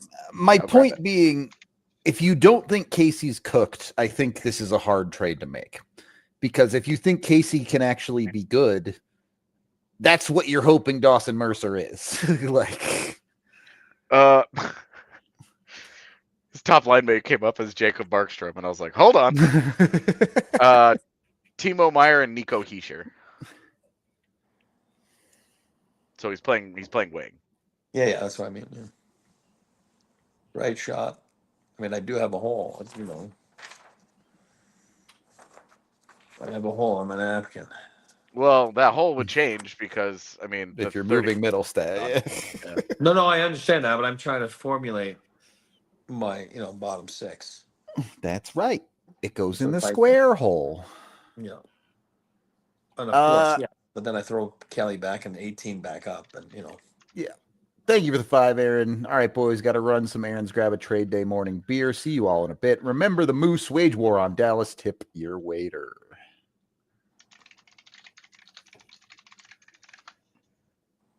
Whew.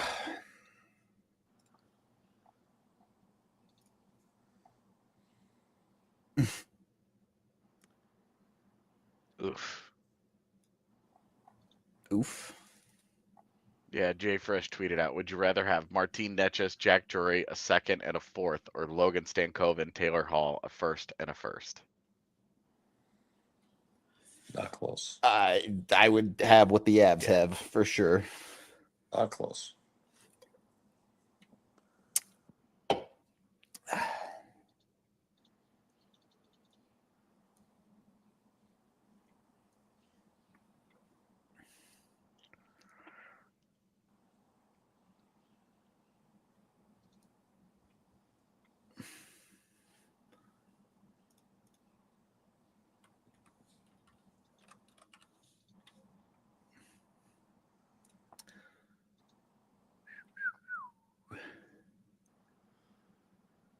Yeah, I don't know how Carolina recovers from what has happened.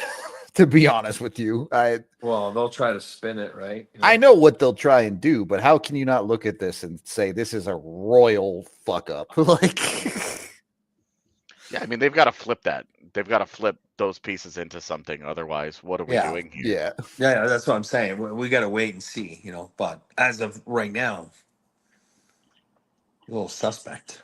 $2 from Dean. Tomorrow's my B day. Any chance we get O'Reilly? Heart, y'all. I mean, never say never, but it's a lot less likely since the Nelson thing happened.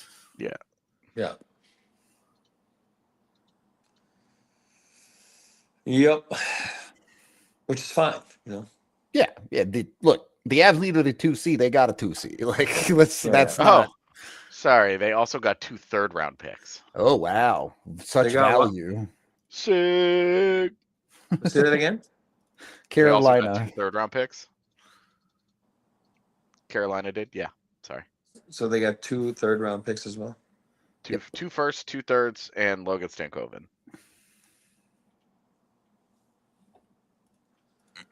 Again, picks they are what they are. Neat. Not super useful to a team trying to win right now. It doesn't mean that you've hit on your pick either. You'll know that's again, it's what do you do with it here the next hour with it? I don't know. What do you do with 2 thirds and 2 firsts? We'll see. Yep, that's exactly. Maybe they they have flip 90 it into minutes something to amazing. try and I don't know. This thing out. Yeah, it's not impossible, but they got a lot of work to do. Yeah, whatever the foundation that was done the last few days, and we'll see.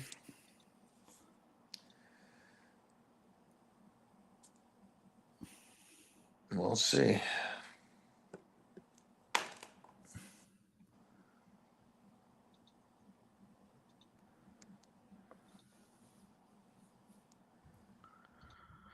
The deadline ends at 3 p.m. Eastern. And it lingers. And yeah, like you have to be in the queue, in the call queue with the NHL. If you're in the queue, your trade counts. So yeah, there'll be 15 fucking trades in the queue, and it'll last until 4 p.m. Eastern. What do you do while you're on the queue? You're sitting around the conference call. You guys are in the room, and do you guys have one of those like door hang basketball hoops that you guys use, and just sit there and look? You sit on that call, and you have everyone in the room. Make sure they all turn their phones off. Okay, because while you're sitting on that call, if you get a call from somebody and they say it's off, we're not doing it. There's so many things. There's so many check marks. You got to make sure you send the guys down that you want to play in the playoffs and the American League. Yeah. I mean, there's so many checklists that you got to be on top of everything. Or you forget, and then these guys can't play. But, that happens. Does happen. I'm just imagining an office hoop dunk contest between C-Mac and Sakic. Phil's got a good leap.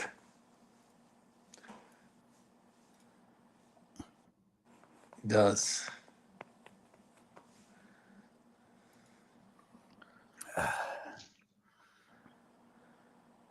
All right. So let's look at this New Jersey thing here. Dig in. So defensively, they've got Hamilton and Pesci on the right side, as well as Kovacevic, who they just signed. Mm-hmm. The left side, they've got Hughes. They just added Dumoulin. They have Brendan Dillon. And I don't know what the injury status is of Siegenthaler. Yeah. Don't know. Brendan Dillon's making way too much now, right? Seamus Casey. He's making $4 million. That's what he's been making. I thought he got paid more for something. No, it's there are 2 more years on it, but yeah. So I guess my question would be, if you're Simon Nemec, why do you want to stay? No. Because you're 19 and you barely speak English. Yeah, but I mean, they don't. This is an organization that drafted you with the top 5 pick, and you haven't done things just have not gone well in that relationship since then. And now they've just inked. There's no like contract coming up. There are only bodies in front of you.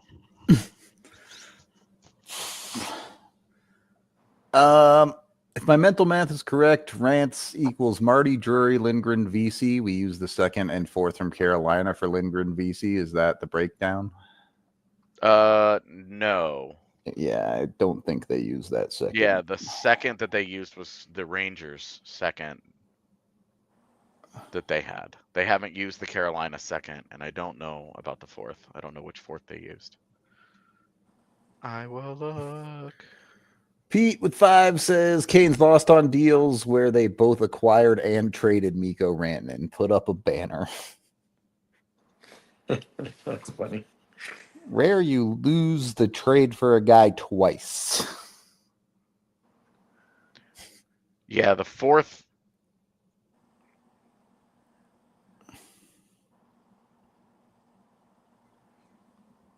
Was it a 4th this year? Because the only 4th that the Avs currently have is from Vancouver for Eric Brandstrom. Let's look.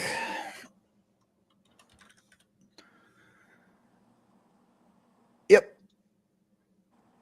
It was this year's 4th.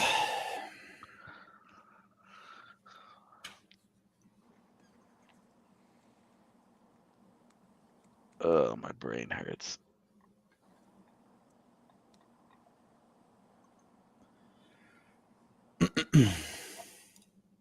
Oh, yeah, the Carolina 4th is next year. They still have that. Yeah. So they haven't used either of those picks yet. Correct. Damn, they need to use that 2nd round pick this year so that they will have no picks in the rounds 1 through 3 this year or next. Let's go. I don't have to think about the draft ever again. Fuck the draft. Fuck the draft.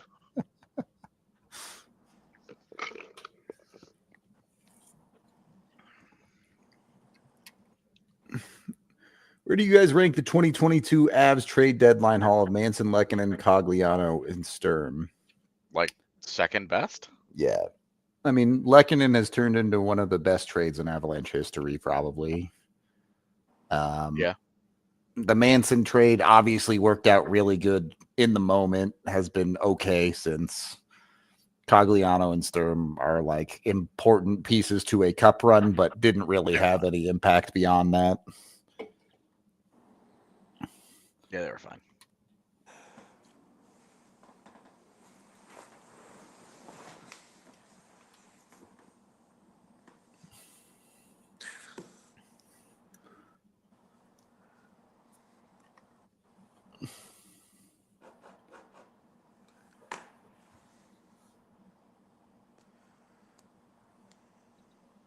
I think they've got one more deal in them.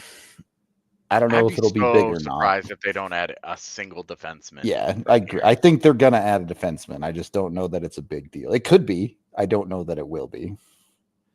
Could be a big one, could be a small one, but I do believe they are adding one more deal. Yes. My thoughts, my gut.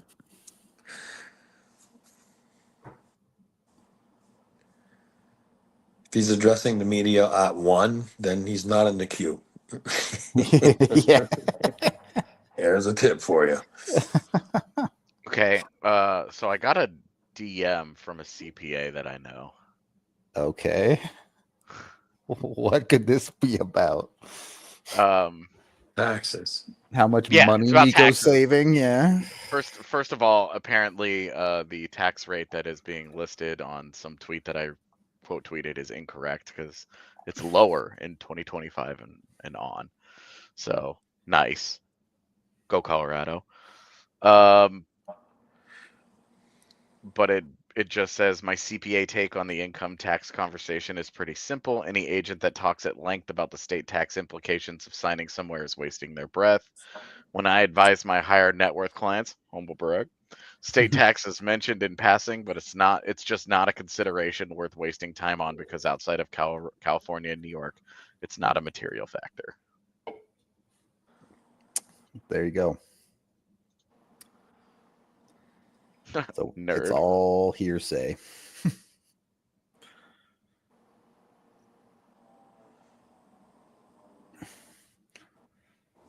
That is true. You do get taxed for 41 road games.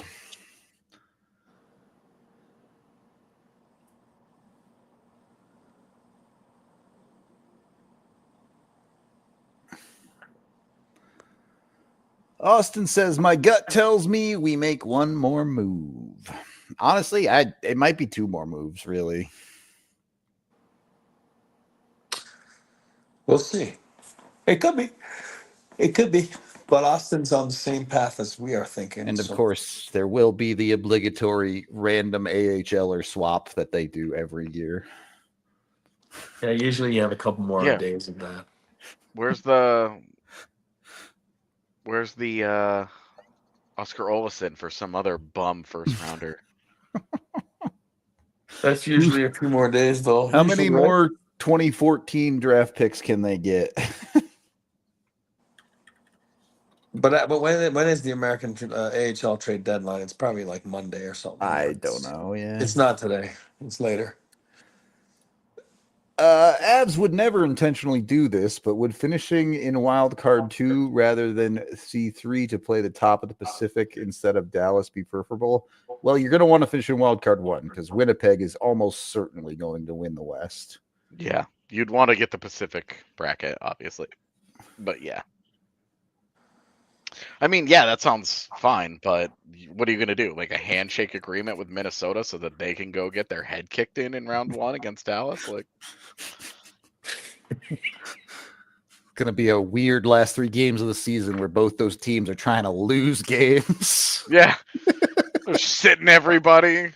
Oscar Olesen suddenly is playing 20 minutes a night, and you're like, Jean-Luc Foodie's back. Yeah, look, I remember there was a time when the Nuggets got cute doing this, and they got absolutely smoked in the postseason. Don't mess with the sports gods like that. No. Yeah, I agree. You're gonna win a chip. You got to go through the route that you're gonna go through. It just is what it is. Go win. Go win. Get in there feeling good about your game. Lots of wins. You end up where you end up. You play who you play. Yes, that is a great idea. Trade for Georgiev as your third goaltender so you can unleash him at the end of the season in an attempt to get that wild card 1. That's a great idea. Hey, look, I said this in our Discord. I'd happily trade for Georgiev if they also give us Celebrini. Let's try it. There's your 2C.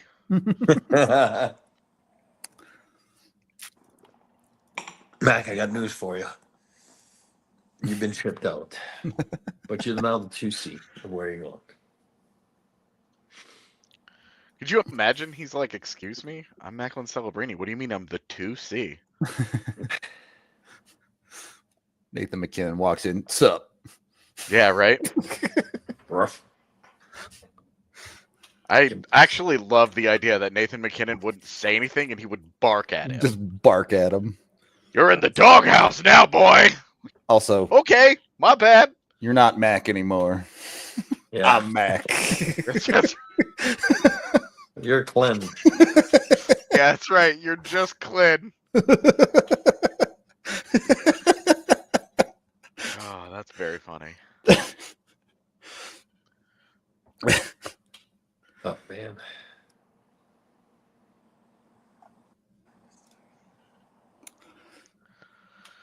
You know what's great? I haven't been limited on Twitter yet today. Oh, it happened to me at like 3 o'clock in the morning.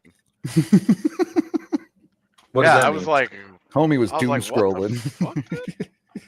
Well, because I had it on my second monitor while I was writing the Brock Nelson trade piece, which, by the way, go read that. I wrote the fuck out of that piece. I was barely awake, but I'm pretty proud of that one. But I had it on the second monitor, and when I hit the thing, it was like, load 212 tweets or whatever, and I loaded it, and it was just like, you're rate limited for the day. And I'm like, I sure hope not, but it would make sense. I've only ever encountered this problem on trade deadline day.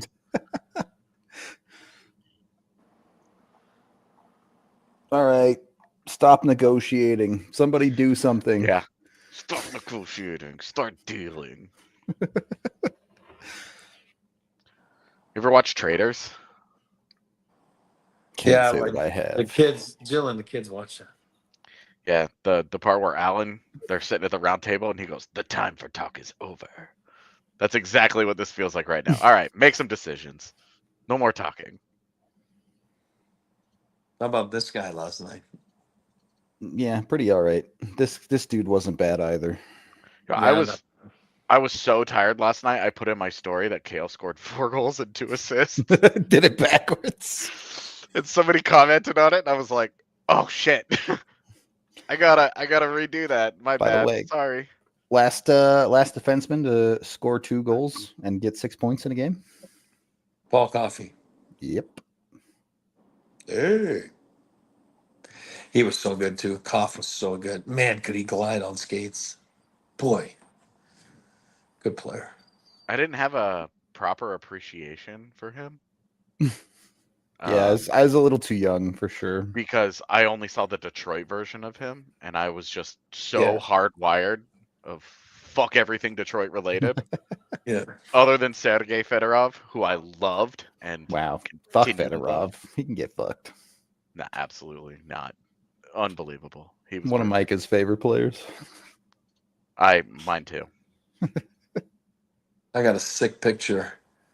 I gotta find it. I don't know. It's in boxes somewhere. Oh shit, Brock Nelson's in town already? That's fast. Nice. Yeah. PJ. See ya. Bro, That's awesome. Dude, bro flew in with San Jose. I was like, what's up? That's right. Yeah, so Nelson's gonna talk after practice in about an hour. Yep. Well, Eric practice kind is of up. looks like he's in the rapture right now. Can I propose something to you guys? You can. You're gonna hate it.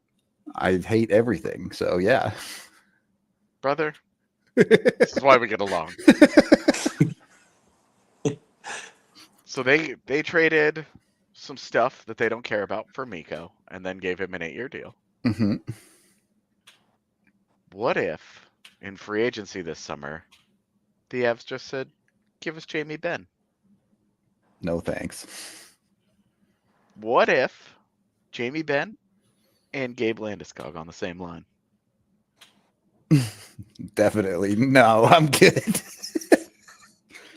Hear me out. Instead of Jamie Benn, Jason Robertson.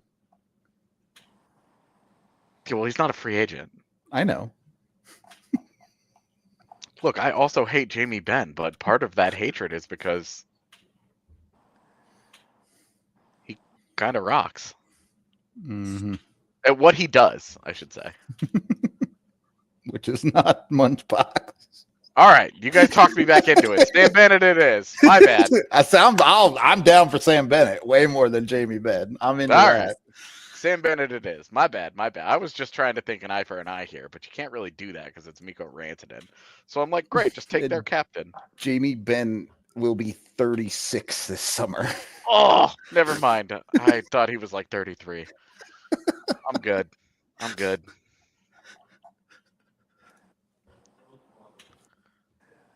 Anyway, Sam Bennett. We're Yep. back. Look, you lose Brock Nelson, you sign Sam Bennett. Cool. Problem solved. Yeah, you replace a guy that fought in the Civil War with a genuine psycho. True. We're gonna have to bring back the Civil War letter tweets. Yeah, yes, exactly.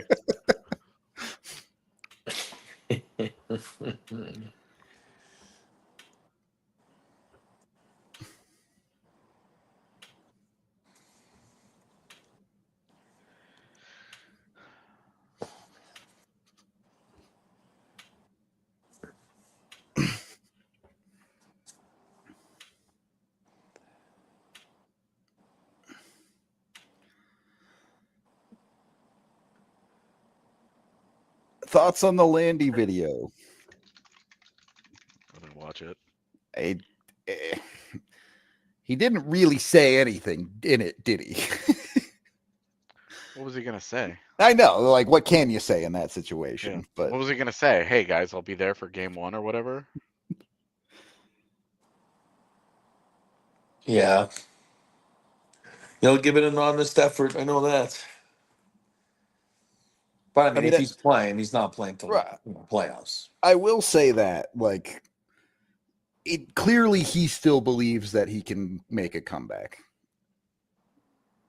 Yeah. What does that He has look to. like? I have no idea. But if he thought he was done, he would come out and say that he was done.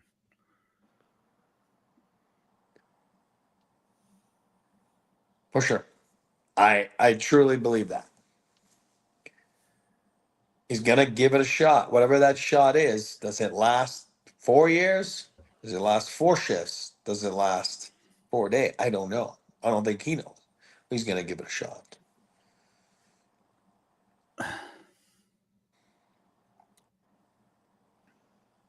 He's going to give it a shot. I hope it works. Good dude. I almost can't even think about Landy anymore because it just upsets me. I'm with you. I second you there. No. It feels so unfair that a guy like a good dude gets the raw deal like this. Yep. And some absolute douchebags continue to tool around in the NHL and cash those checks. Yep. I'll tell you what. Frustrates me. If the Avs actually sign Jamie Benn, we can not fire AJ, but we can do something to him.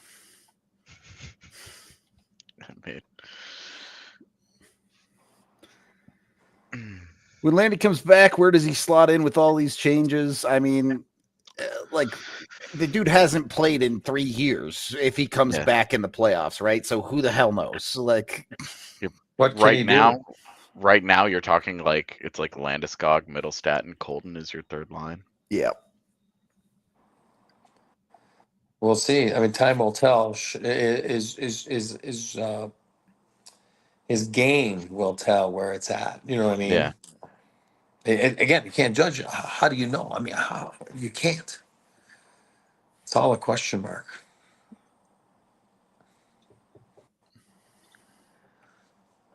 So I think the way you look at it is anything is good. I forget what line you're literally taking this. If it's not a win, if he comes back, you are forget what line he's on. You're taking it shift by shift. Like, yeah, his presence, like on the his shifts will dictate where he ends up,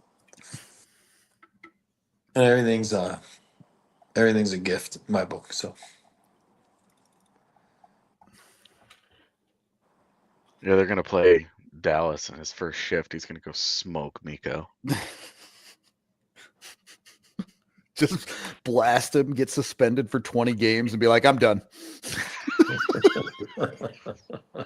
Worth. The Blue Jackets are getting Kudin, apparently. Cunnin, whatever. Luke. Yeah. Add a little more. Those are the types of moves they're going to make, right? Add a little bite, Does that move a needle for a team that might make the playoffs? Like, yeah. Does that stem the tide of them suddenly looking absolutely awful?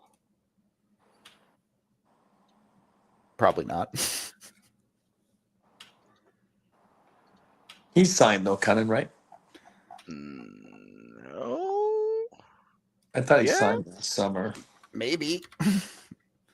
He is not signed. Like I said, I don't think he's signed.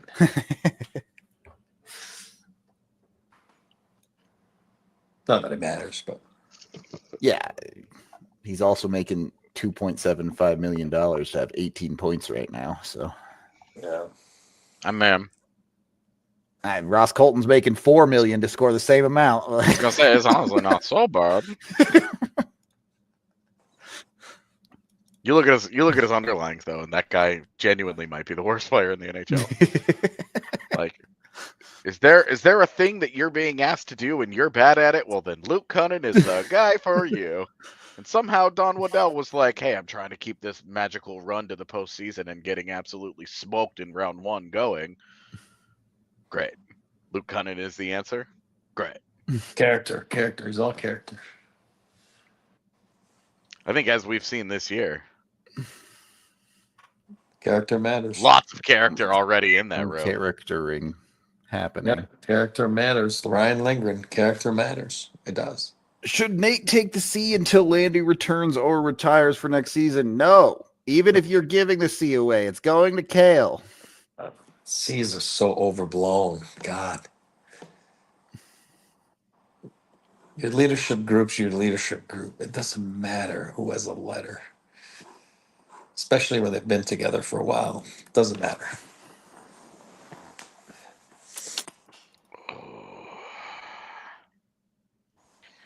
Might have to take a couple of minute break to go pee.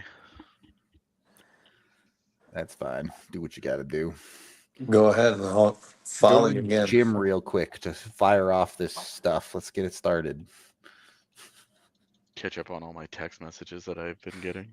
I'm so popular. God, it's crazy being me. Must be nice, buddy. There are days.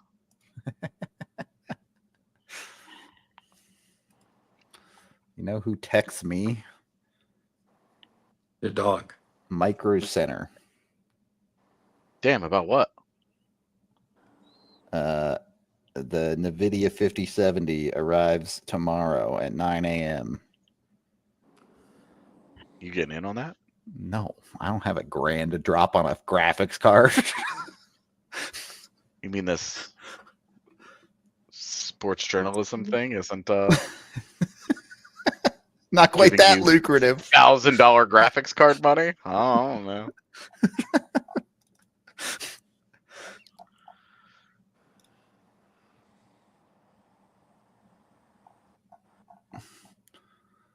I'm not buying. I have a 3070 Ti, and I'm gonna use that thing for another 6 years until it explodes. Like, the thing does just fine. It does kind of feel like a closet over here sometimes, but no, I'm not in a closet. See? I could do that if I wanted to, but You also like having vision. yeah, also I've had real bad headaches the last couple of days, so you know. Don't Not tell tough. Tiff. Don't tell Tiff we're getting paid. Yeah. Shh. You guys are messing this up.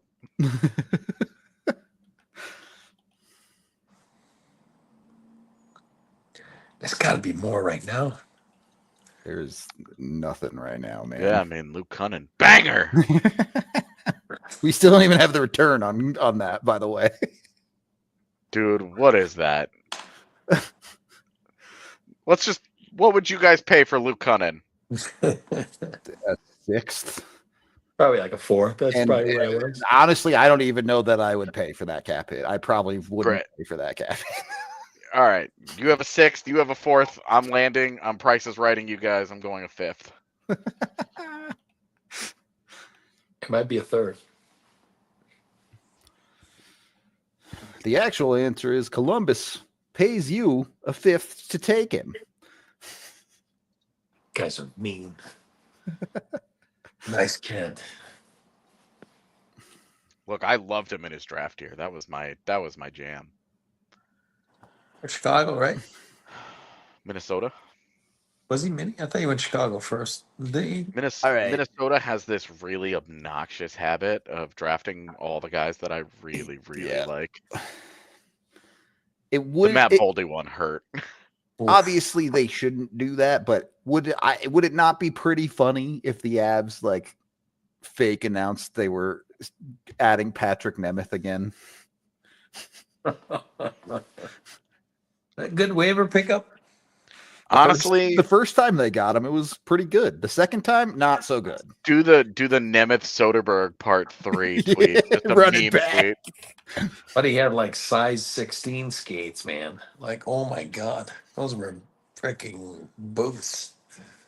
The Colorado Avalanche have acquired a player that scored 14 points in 2017. Or they traded for Charlie Coyle. I love Charlie Did they Coyle. do that? They just did. Okay. Tiff, can I send you stuff that you can put up on the StreamYard? I love Charlie Coyle. I know you're not your favorite. I love him. He's fine. I don't hate him. Especially Look, now. if this is Mittelstadt for like Coyle and Carlo, like Well, I mean that now we're getting crazy. yeah. I tell you what though, you want to talk about a Malinsky's heavier in there game. for sure. Malinsky's in there for sure. I would agree with you. Now that Richie's gone. Is worth Damn. noting that Coyle does have another year on that deal. So At 5.3, man, this has to be the Mittelstadt thing. yeah, it's gotta be. It's your right shot sentiment. I love Charlie Coyle. I do. I've always have. Do you still love Charlie Coyle? I still like him. We missed on him that draft year. I told you, it still haunts me. It still bothers me. I do like Charlie Coyle. I do. Smart human being, well liked, character guy, Oh my god. great teammate. Sorry, I'm just looking at his micro stats. Everybody's bad in Boston this year, buddy. It's all good. Holy fucking rough. Right shot sentiment to take a draw on the right side. Does he win? That's got to be Casey, right? I mean, Yeah, Casey's got to be in this for Coyle. I'm sorry, but turning Bowen Byram into Charlie Coyle feels like a punch to the dick, but I understand that that's not really how the world works. I mean, if you get the 60-point version of Charlie Coyle, it doesn't feel that bad. For the record, he's fine in the dot, but nothing special. doesn't matter. He's still a right shot. Hell yeah. I love a right shot guy that can lose face-offs. Hey, win, not lose. Casey Mittelstadt is part of this deal, but there are also other parts. Yeah, Sick. that's Malinsky. none of that is surprising. Miles Wood got to be in there. He's a Boston Bruin in my book. Lives there. He's probably in there. It's got to be in there. Just wanted to say skull. I can't pronounce words. To Avs Swedish. legend Biggie. I know it's the Swedish, but the A is an O, right? It's Cheers. Skull. Cheers. Skål. Yeah. Skull. Charlie Skull. Charlie Skål. I like Charlie Coyle, guys. I do. I like Charlie Coyle. Always liked him. Hold on. One more. So the Avs basically said, what if instead of passing centers, we got goal scoring centers? What if the Avs said, let's retool our goaltending on the fly? Let's retool our center position on the fly. That's exactly This what they're is doing. rough. Good God. This is the kind of shit that they didn't used to do, and they got a lot better, and now they're doing this shit again, and I'm just gonna be mad about it without even knowing what the fuck is happening. Because I'm on the internet. I love Sounds very internet of you. Mm-hmm. I do what I do. All right. Some stuff that I can just read here to you guys as I'm looking. Most common line mates: Brad Marchand, Elias Lindholm, Trent Frederick. All of their wowies, they get better away from him. That's not great. It's the same is true of Brock Nelson, by the way. Yeah. I mean, I really don't think it's that complicated. I think the Avs are buying goal scoring, basically. Yeah, we'll see. Or in theory, they're buying goal scoring.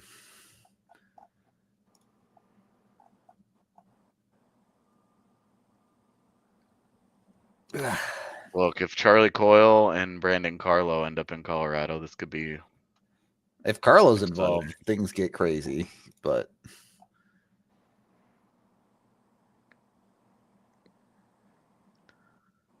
hold on. Oh, I already sent them. All right, let's look at some fancies. Defensive side's kind of rough.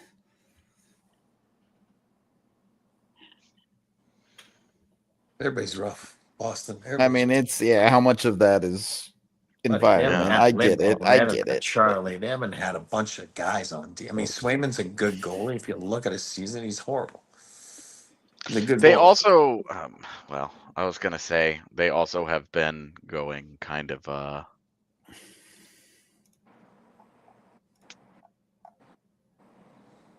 my brain just turned off.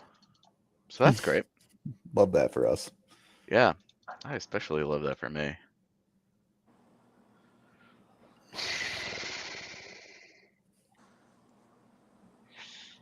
I swear to God, if there are other parts, means that's the second and the fourth. They better get a seventh back next year. I don't. What? Bring Why me would Mason Lohrei. is that not a crazy like? Even Casey Mittelstadt 1-for-1 for Coyle feels like. Dumb? Yeah. Like I'm saying, there's no way the Avs are adding if Come it's on. just Coyle, right? Bring me John Beecher. No, God, the Beecher talk. I can't take a playoff run of AJ John Beecher. Yo, didn't Parker Witherspoon just clear waivers? Yes.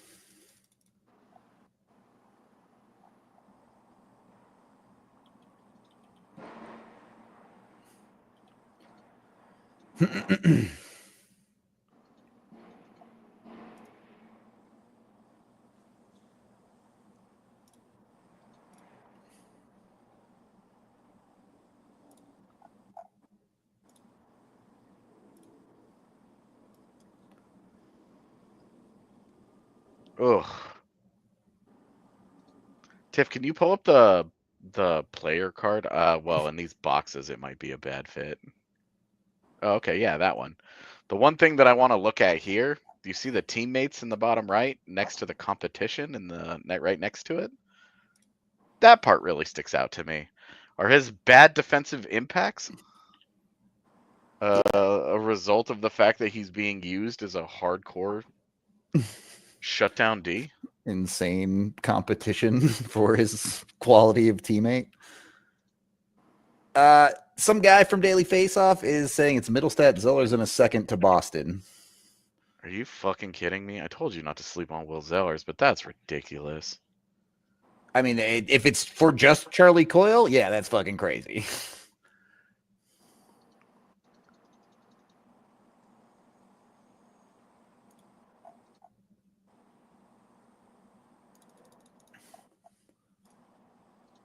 I mean, Jesus, dude. Andrew Peak, at least. Would Andrew Peak even make me feel better about it? It would make me feel a little better that you gave up a second and Mittelstadt, even let alone Zellers, for like a guy that Mittelstadt 1-for-1 for would be not a great deal.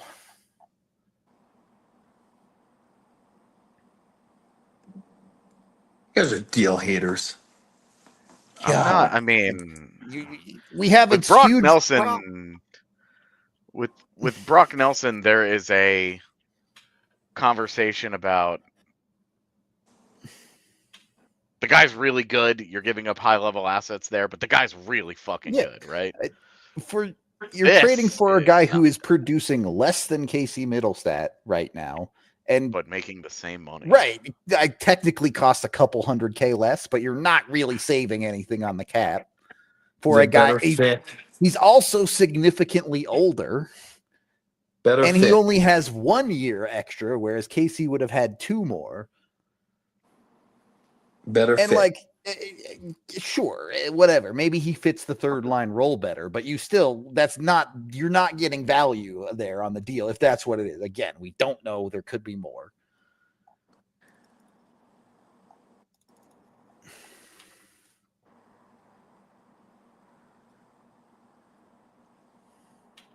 I absolutely do not like this on the surface.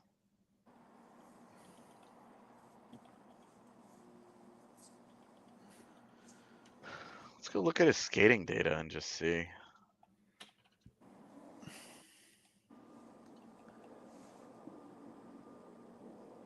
Oh, he's held up really well.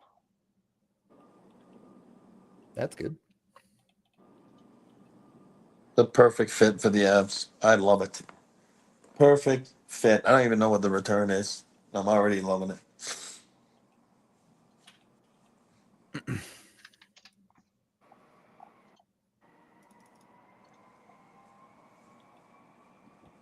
I mean, Well, they're heavier, that's for sure. they're heavier, but you also gave up a second and a prospect. Prospect, by the way, is having a phenomenal year. He's going nuts in the USHL. He's super high skilled and like has a ways to go, obviously, but We'll help you win this year, guys. that's true. But I don't know that Charlie I Coyle. don't mind the win trading that of year. him. It's that if you're going to cash in on his value, get something more than fucking Charlie Coyle. Yeah, but if that's what I'm saying. A perception is you think he has value to 31 other teams. He might have shit value. That's what I'm trying to say. I And don't then- care about Zeller's value. I care about No. Casey Mittelstadt in a second more. Like that's way too much for Charlie Coyle. Not to go win, I do it all day long. And again, I'm not here to defend CMAG. I'm loving what they're doing. I'm loving it. I'm not liking it. I'm loving it. I love the It's concept. it's the fit. It's the retooling of the center depth position. It's outstanding. You're not looking back and I traded this, that. You move on from what you did, and then you go and try to make it better. And I do believe that's what they're doing. Can I Again, ask a question? yeah. I don't necessarily disagree with you on the idea of, hey, they have completely remade their center and their goaltender depth, which is an extremely difficult thing to do. Massive. But why were they so bad to begin with? Because I think winning hurts you. It does. That's every team. You know what I mean? Look at the Chicago's of the world with the salary cap era. Every cup that they won hurt them. From the Bufflins, and remember everybody was like moving on, and then it was the Kadris, and you can't sign Burakovsky. It hurts when you win. You're going to lose assets as you're trying to win as well. So therefore, all of a sudden. Kemper, they couldn't sign him because they couldn't go sign a goalie at $6 million. They had to find a value deal at Georgiev at what was he, 3.5, whatever it was. All right, that's a patch for a little bit, and that's why all of a sudden you never really developed any goalies in your system. Eustace, I think we all agree, might have been a backup, at one point. So then, here's your position there on how did you end up there as with goalies as center. Again, Kadri walks. You were in a home run position anyway, with, as we know, with what's his name, McKinnon and Kadri. That doesn't exist. I mean, it just did for whatever reason, and because they made a home run trade, right, with the Tyson Berry and all that kind of stuff. But then all of a sudden, you've been trying to fix it, and you feel that it wasn't a fix. You know what I mean? Like it wasn't fixed with Casey. You tried something, it didn't work. It worked for a bit. It worked for times. You know what I mean? But now, yesterday you land Nelson. You're trying to go win. Next few months here, all of a sudden you got McKinnon, you got Nelson, you got Charlie Coyle. For me, it's a home run fit. You got the lefties, the righties. You got guys that have been, Charlie Coyle's been there. He's played in some big games. Comes from a tough market in Boston. It's a tough market. Great human being. He's building on character. You're betting on character. You're betting on a little bit what they've lost a little bit, right? In the Kadris and Gabe has not played, and you're missing a little bit of oomph, a little bit of character in the room. And man, oh man, they certainly got that in the goalies, and they're certainly getting that right now. And again, I can't speak for Brock Nelson, but I know that Charlie Cole's high character. What's his name? Obviously, Lindgren's high character, and you got to have the right mix. And that's what I've been saying since Avalanche 1.0, 96 to 01. They tinkered, they refigured it out, they put the mix together. All of a sudden, you win. The Avalanche. What's important is your pillars. Your pillars are McKinnon, McCarr. Forget about Miko because he made a decision. Miko would have been there. But again, Natchez is almost a pillar now when you think about it because he is that good. And then you got the secondary guys of Lehkonen, Tays, Natushkin. You can win. You can win if you tinker with the rest to make sure that you have the right fits and you're going to win. That's the goal. That's where you're going. And you don't worry about the Zellers of the world. And that's, you know what? I always say that's a tribute to your staff. Then great job. You got a nice pick and a guy that was hurt last year, and he's lighting up the USHL. Woohoo, awesome. You know what I mean? And I'm not saying he's not going to be good. I know you're saying not Zellers, but I'm saying you're trying to win. It's going to cost you the Zellers of the world. That's not just the Avalanche. It's every team, you know. Whatever. It costs a billion things to get a deadline. Fine. My problem is, and I talk about this every single trade when the Avs are going for it, does it make you better? And if it's just Charlie Coyle coming back, I don't know that this trade makes the Avs better. I'm not convinced. I For think it does because Coyle's a much better fit than Mittelstadt, and those are the 100%. two NHL players involved. But I mean, there goes your second round pick. There goes one of your well-performing prospects. Like, yeah, it makes you a little bit better, but you also, that's money next year that you're now committed to as well. Although how much, we still don't know. Yeah, is there some retention there? There's a lot of factors. Half retention would be a very good start to this deal. I mean, Miles Wood going the other way would help. Sure, that would be essentially the same thing as retaining half money-wise. So I love it. I love it. I mean, again, you know, and I don't bag on. Like, I love Rudo. I mean, it's like yesterday. I love the way Rudo thinks. That's not what I'm saying. I don't want chat. No, to think it's like it's not what I'm saying. I've been there in a sense that I know what it does to a locker room as a player when you make deals like that. I'm telling you, it just makes you fly. And and as management, that's great, man. You but can't watch the train go by. You got to go for it. And that's great that the train's not going by and they're trying to get on it. But right now, Yoel Kiviranta's on your third line in game one. That's a fucking problem for me. Like, we're staring down a problem of certainly since Jan 1, the Avs' depth problem is scoring, is producing goals. And you just traded for a guy who's produced less points than Casey has this year. Yeah, but now you throw with Nelson there. You got to remember I talk about shit ice and good ice. Casey's getting the shit ice now. You got to remember he would have gotten the shit ice now. He's third line center, no power play. And the Tushkin's back. His production ain't gonna be there. I can tell you that right now. The way this Avs lineup is built. So now, you know, I bet you in a situation like that, Charlie Coyle will do more than Casey Mittelstadt. That's why I like it. That's why it's a better fit. If I'm going to trying to win 4 rounds, I'm trying to go win against Dallas. I'm trying to go win. You know, I mean, for me, I'm a big believer in Charlie Coyle. I love it. The money's not a big deal. He's making less money than Casey Mittelstadt. Not significantly, though. We're talking 5.75 to 5.3, and he signed for next year. He's not making it's not a rental. million. He's not making $8 million. That's what I'm saying. I mean, you're talking about we're looking at the reality of them paying $5 million for Charlie Coyle as their third line center right now, but is this their answer as the second line center next year? Because that's also not good. Yeah. And I understand next year is next year's problem. I'm with that.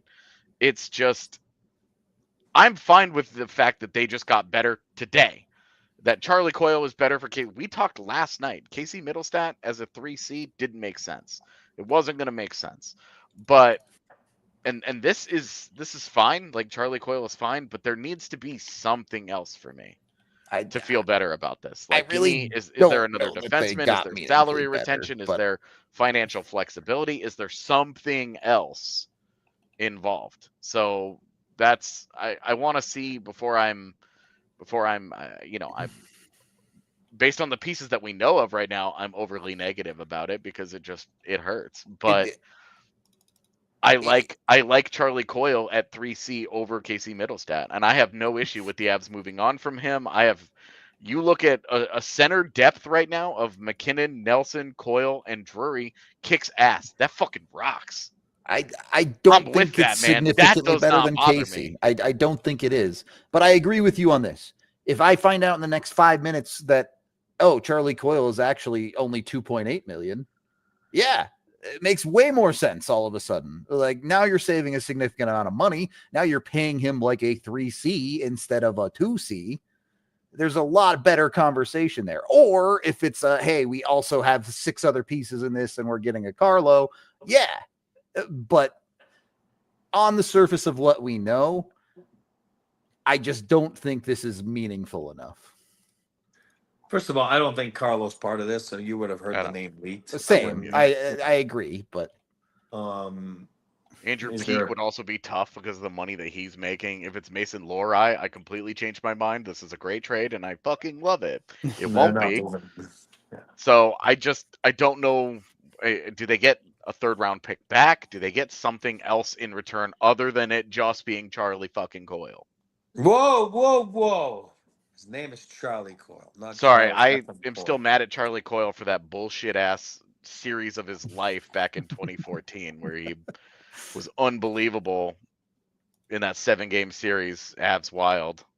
He got Sun. Slipped. We didn't pick him as draft year. That's our fault. We should have. We missed on that one. Well, it's me since then.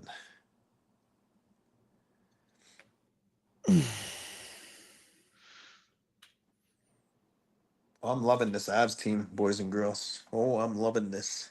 I mean, it is, you look at it and it is way different in terms of being playoff ready. Yep. Oh yeah.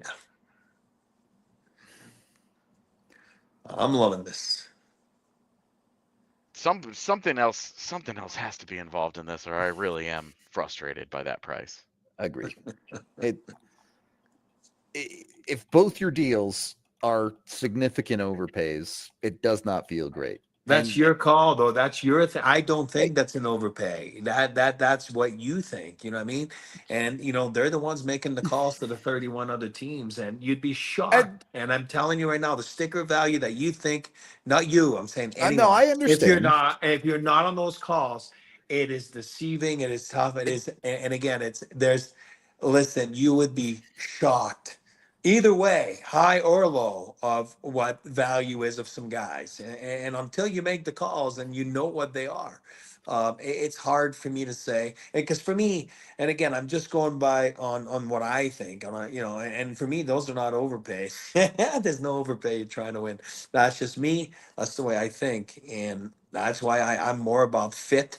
And that's how you win. All right. So many GMs have waited forever and they've never won, and that's why, because they're scared of the pay, they're scared of whatever. When you just go in on fit and trying to win and lay it all on the line, you win. LeBrun says it's Mittelstadt, Zellers in a 2nd for Coyle and a 5th in 2026. So that's probably it. Yeah, that's what I was saying. There's no way there's other names in there.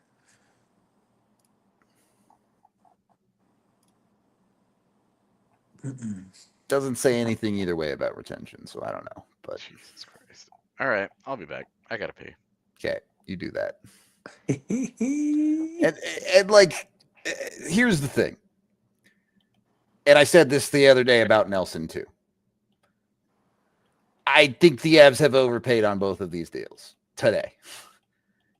That's fair. On June 25th, I might not care what the price is at all. But that's what I'm saying. You can't get to June. That's my point. That's what I'm trying to tell you. You can't get to June 25th if you don't make those deals. You wouldn't go correct. near it. So that's my point. So for me, that's not an overpay. And that's how they're looking at it. I can tell you that because I know that's how Joe looks at it, because I know that's where he's learned it. I think that's where CMAC looks at it. And the whole organization looks at it that way, because you can't. If you look at it in my book, the other way, you'll never get to June 25th because you're going to watch the parade go by. You're not good enough to go deep. You're not built well enough to go that deep. I love what they've done for me. What they've built the last couple of days is phenomenal. Now, the last few months with the goaltending is absolutely unreal. And then you add that to the best players in the world, McKinnon, Makar, and one of the best secondary tier guys in Taves, Natushkin, Lehkonen. I'm going to throw Druin in there. So for me, you got a little bit of everything. I feel so good right now about what they are, and I love the way they did it. Listen, I agree. You have to make the moves to have a chance. You have to go all in to make it work. And the Avs have gone all in. No. I'm good with that. But if you are all in, if you are this all in, the Colorado Avalanche now have no meaningful picks for the next 2 years. You have to hit. You have to win. If you don't win it now, your cupboards are decimated, destroyed. And like, again, I'm fine with them going all in. Even if I think these are overpays, I understand it. I get what they're trying to do, but don't miss. Yeah, don't miss. And then you have a meeting. Don't worry about it. They're gonna have a meeting too, and they've had a meeting. Hey, we're gonna be depleted in draft capital, but you know what? We're gonna spend a little more time on college free agent. We're gonna spend on, and you're gonna say how many of those guys pan out? Well, I don't know. They've panned out with like I just said, Malinsky, for example. You're gonna have to pan out with a few of those guys, and that's how you do it. The Ivans of the world, which will be a nice depth piece in the NHL one day. We all know that he's gonna play in the NHL. He has this year, and he will be.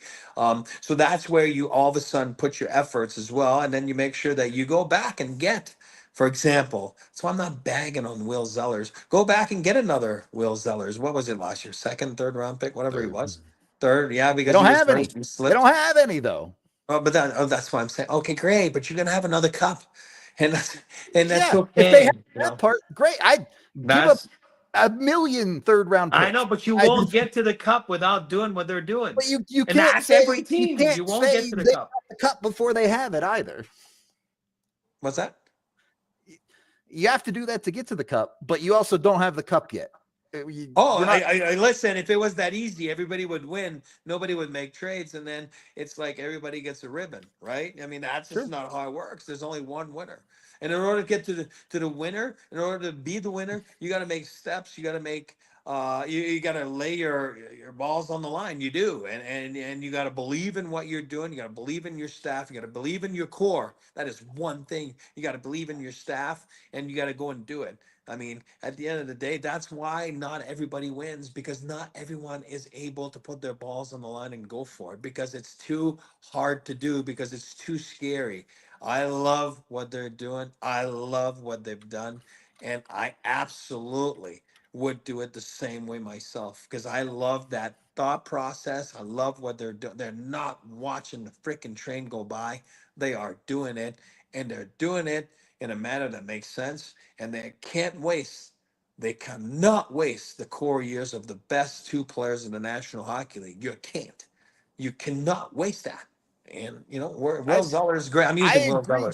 I agree 5 with years from all of now, he that. might play. He's 5 years away from playing in the NHL if he plays in the NHL. For example, I'm giving an example of that. And for me, you don't piss on Casey. It didn't work. It's not working. It's not a fit. Sometimes the coach doesn't like you. I'm sure Bednar will be, maybe he's not my fit. I'm not blaming Bedsy. I'm saying there's some good players that go to teams and they're not a good fit. And then, obviously they feel that he wasn't a good fit, or else he'd still be there. Or else they wouldn't have done what they've done the last, 24 hours. So for me, that's why I say this is a trade on fit. This is a trade on, it's not on analytics. It's not on price. It's not on those are trades that you're going for, that you're building down the middle, you're building in the net, and you're building to add to the best two players in the world. And that's why I'm loving what they're doing. I would do it the same way. I love it. And again, I'll say it again. I'm not trying to work for the Avalanche. Been there, done that. It's all good. I'm not here. I'm telling you my feeling. My feeling is I absolutely love what they're doing. I love it. And again, there's only 30 more minutes, so they're not going to do it again, because right now there's no assets to do it with. But if they would do it again, I would be pumped again. I love their lineup right now. I love it. My point is, look, I get it. They have to go all in. I do. But if you're going to go this all in, I don't feel like the Coyle trade makes you that much better. And it puts you in a situation where, you have to go all in for guys like McKinnon and Makar in your lineup. But if you go too far all in and miss, then you end up wasting multiple years on the backside of it, where you have two of the best players on the planet and no way to build around them. Oh, don't worry. There's a plan. There's a plan in place. Those guys are smart. I think the plan is all in. And I'm fine with that. It's just don't miss. But again, if you don't swing, you'll never know. And a lot of times, this is where we're so lucky here in Colorado. Uh, the Avalanche 1.0, I'm not biased. The guy swung. He did. And that's how you win. Avalanche 2.0, I'll tell you one thing. He's swinging. He's swinging, and people are like, "Oh, but Joe Sakic swung, and now it's him." No, no, that's the same management group. They're all good. It's the same thing. Titles were different. They're swinging together, all of them. Don't worry about it. But they're swinging. They're not, and they're not gonna watch the third strike like by not swinging, and then be called out on a strikeout by watching the ball go bye. You swing, and that's why for me, I love it. And you'll never know where you could go if you don't swing. And I would tell you, the 3/4 of GMs in this league, they don't swing. They watch the ball go by because it's all about, I have this and I have 38 picks and there's only 20 jerseys that you can dress. And that's the rule. It's never going to change. It's 20 jerseys and you could have 62 picks, 52 prospects. And, oh, we are the number one rated prospects. Yeah, no, I know. How many cups have you won? How many cups are you going to win? A lot of times, go back and you'll see not many. And those guys are right there in that window. In order to win, in order to see, we'll see by June 25th. No, I know, because you got to swing. If you don't swing, you're not getting there. You're not getting out of the first round. They hadn't swung on the goaltending, they wouldn't have made the playoffs, let alone freaking make the first round. You know what I mean? So it's amazing what they're doing, and it makes sense, and I love it. And it's all about fit. It's all about character. And I'll tell you one thing: they're going to do damage in the spring here. I'm more convinced more than ever right now. I'm excited for it, and again, that is just my gut. That doesn't mean that everybody else is wrong. That's just my feel, my gut. Love it. I don't like it. I love it.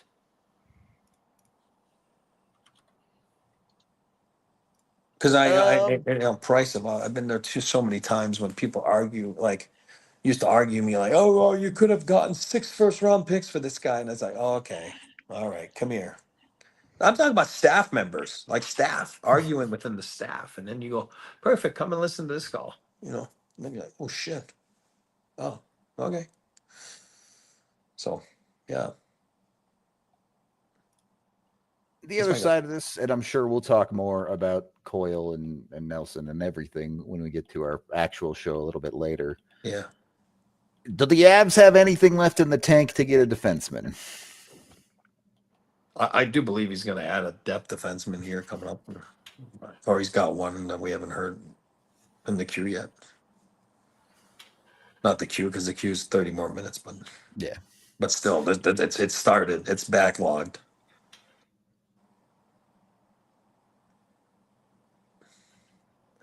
I'll take my 5-minute break here. I'll be right back. I gotta use the restroom. Go. But not that anyone cares, but I think it's funny that Peter Mrazek got traded back to Detroit. For what? I missed this entirely. It was Mrazek and something else for Veleno. Really? Yeah. Strange.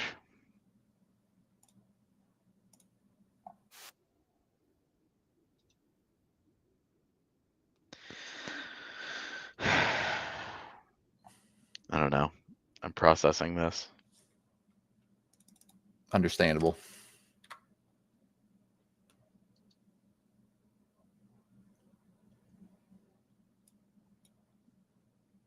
I think where I'm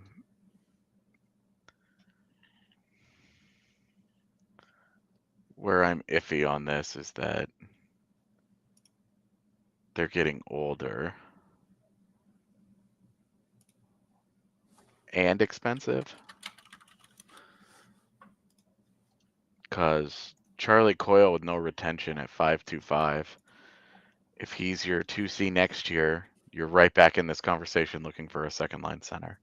Yep. He can't be your 2C plan next year. Exactly. And if he's your 3C, then he's a $5 million third line center when you're trying to make every dollar count. Yep. That hurts. Yep. So at the same time,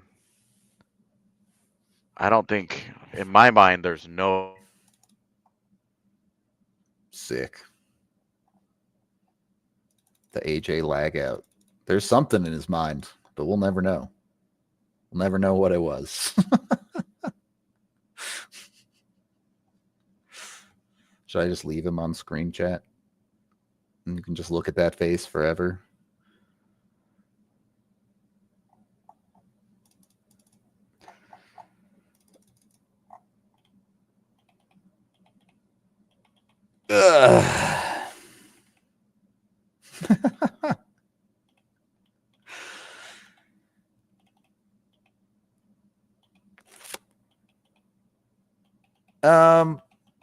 I mean, again, like, can Avs re-sign Nelson? Maybe. I don't know. He's back.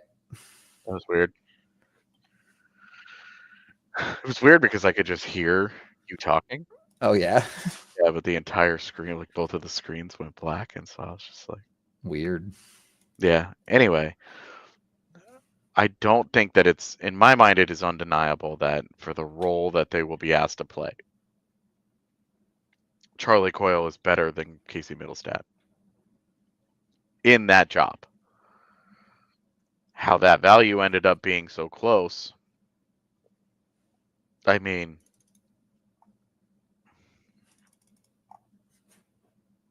the Avs not only had to give up Mittelstadt, But a second. And but a a second. prospect. And a prospect who's having a great year. It's not like, hey, this is just a throw-in. It's not like Nikita Shimnikov, right? Yeah. Like this, Will Zellers is one of the few prospects for them that's actually had a really good year. So that combination of it is a bummer. Yep. But at the same time, like, assets out the door, your lineup right now, your center lineup of McKinnon, Nelson, Coyle, and Drury is badass. Sure. That part of it is just like, that's a really good center lineup. The problem is that you get very likely one shot at it because Coyle's money Yep. is a precursor to you're not keeping Brock Nelson. Yep. And that's that. This is the entire conversation I had with E is the Avs are all in. If that's their plan, fine. Don't miss.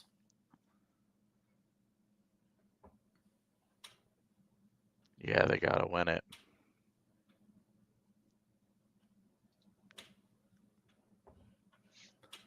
I mean, it would be tough to bring Nelson and Drouin back. Yeah. They have to move. In my mind, they're going to move Josh Manson in the offseason for futures. They'll get cap relief and they'll recoup some of the draft picks that they've traded away. But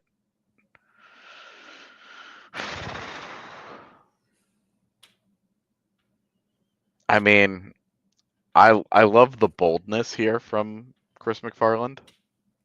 He certainly put it all on the table. And sure. And the lack of fear. Sure. And operating from a place of fear, this is a thing that people, just humans, doing. Mm-hmm. Operating from a place of fear is a really not good place to be. It doesn't bode well. You don't want to do that. But I mean, it's highly aggressive. Yep. It's his 8th trade of the season. He has completely remade their center depth down the middle. Brock Nelson, Charlie Coyle, Jack Drury, not Avs at the start of the year. So centers 2 through 4. Yep. Completely redone. He moved Rantanen for Netchus. And he completely remade the goaltending and then added Ryan Lindgren, a guy that they love I know that the Avs love Ryan Lindgren and have every belief that they will sign him. Like it's a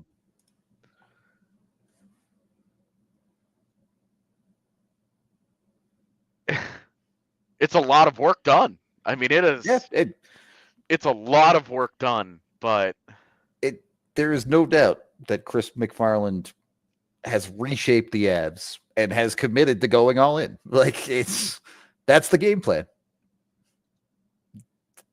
I'm good with it. I do not mind the game plan, but to act like there's no risk to this is just not accurate. yeah. To me, it feels. I don't think desperate is the right word, but it feels rushed almost. Mm-hmm. And it's very old school. Yep. And I think that's part of my confusion is that the Avs won the cup. They built their cup team By doing the opposite of building this, up and finding a bunch of undervalued guys from around the league, guys who were not in those roles, that were outplaying the roles that they were in. I'm sorry, is what I'm saying. Outplaying the roles that they were in, and then they won the Stanley Cup, and ever since then, it almost has felt like it's not arrogance, but it has kind of felt a little more like the focus on getting those undervalued guys has lessened. sure. And they're trying to lean into some of the old school. Like you look at this feels like a 2010 trade deadline. Mm-hmm. Hey, we gave up a bunch of picks and a bunch of prospects and all kinds of shit, and we got bigger. Yeah, we got a bunch of heavy veteran presence guys that, not saying they're bad players. Like again, regardless of how I feel about how much better Coyle is than Mittelstadt, certainly Brock Nelson made you significantly better immediately. Yeah, like we got bigger, we got tougher, we got harder to play against, which is definitely a thing that they needed. Sure. If you watch the Avs through the first, let's just say all fucking season, this was a team that just had too many sleepy nights, man. Yep. And they can't look at it and say they can't look at it and say, oh well, Val Nichushkin is solely the difference in that. That's bullshit. Yeah, of course not. Val Nichushkin crazy. Just being there can't be the fucking difference He between. makes you better, but he doesn't wake up half the lineup. Exactly, man. Like it doesn't make any sense. And I know we're looking like analytically at some of this stuff, and like Casey Mittelstadt has analytically been like one of the worst, like big role players, sure, in the NHL this season. He's been awful. And every time it started to feel like it was getting better, he would have. It was like 4 good games, right? And you were like, all right, we're turning the corner, and then it would just and then off again. Yep, just could never all the way turn the corner for sure. Yeah, and it's which is why like I don't even have a problem. Like I said last night, they're gonna move Mittelstadt today. I reported it. I said they're moving this guy. Yep. But now, I look at the forward core and I'm like, you're one forward short. You just Kivi Ranta in your top 9, brother, please. That hurts. That's a tough sell for me. You're almost like, well, we're going all in, and then by the way, we're doing all kinds of behind the scenes voodoo fucking magic to make sure that Gabe Landeskog takes that job. Yeah. Because if he does, then you look at that lineup and you go, oh shit, this is sick. And the defense is still shaky. Yep. Your defense is one injury away from being real rough. Well, Josh Manson hasn't been very good this year. Yep. Ryan Lindgren has been horrible this year, and so you need both of those trends to reverse. Yep. Sam Malinsky, Keaton Middleton, those are guys that, I mean, for my money, Sam Malinsky's a lot better. Keaton Middleton, whatever. Like, you've just spent all this time getting so, like, big and physical and tough. Like, you just need Keaton Middleton. Like, give me a fucking break. So, with that, I just think that you really are like, you're a forward short and you're a defenseman shy. And I almost would rather have had Mittelstadt be used for multiple pieces. Like maybe get a third line center that's not quite as good as Charlie Coyle, but you get a defenseman along with it. Because right now they've got 1.8, right about 1.8 million in cap space left at this deadline. If they don't use it, then they don't use it. But I mean, if they go out and they get David Savard, then the prophecy has come true. The will thing still be annoyed. The thing left to do if they want to go do more is Miles Wood has to go out for a significant piece. And I don't really know how they do that, given they don't really have any picks left.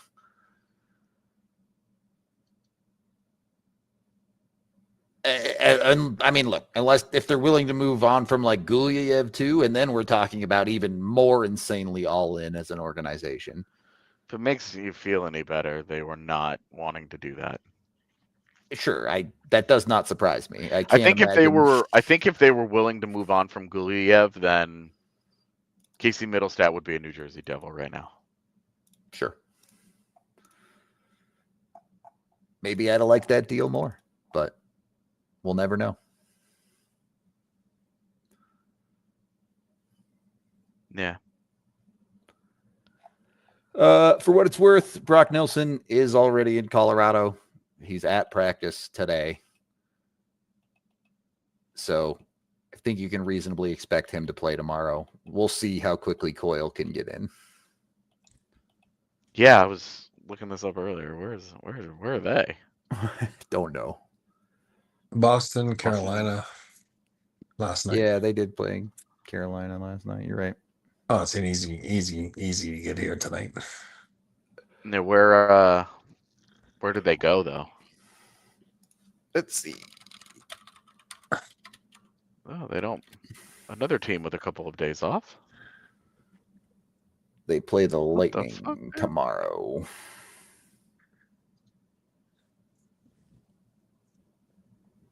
So they would be in Tampa Bay already, right? Yes. Yeah, it should be an easy enough flight. Oh yeah, he's on the road. He just grabs his gear and goes. Day for him. Gotta be here for dinner. Charles, Chucky.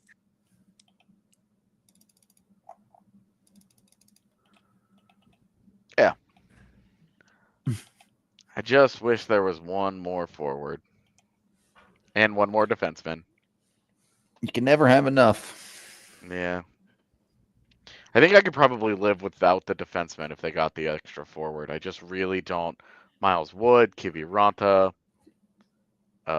Jimmy. Logan O'Connor can be fine. Yeah, Jimmy VC, Parker Kelly, whichever guy that you pick out as your favorite. I don't want that guy on my third line. I mean, it's Miles Wood is burning a $2.5 million hole in your press box right now. Like, yeah, that one hurts.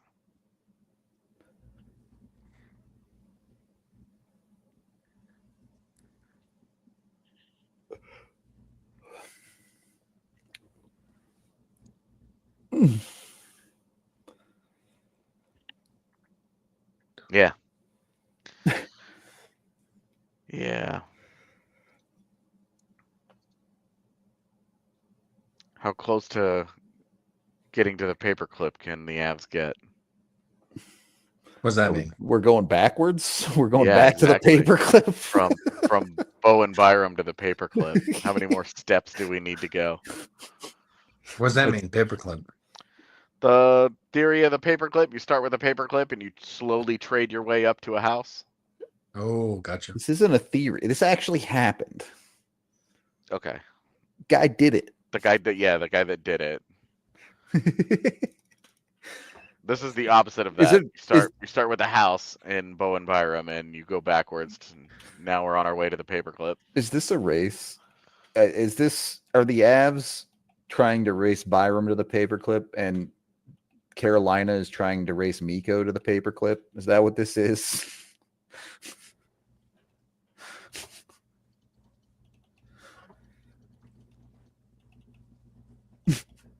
Why did the Golden Knights just tweet hi? I don't know. What'd they do? Nothing. They just nothing. tweeted hi. So they probably have something coming. They're always late in the queue too. They're always late at the last second. Remember last year? Yeah, there's going to be 12 more trades in this queue. It's Oh yeah, it always is. the calls are about to start coming in.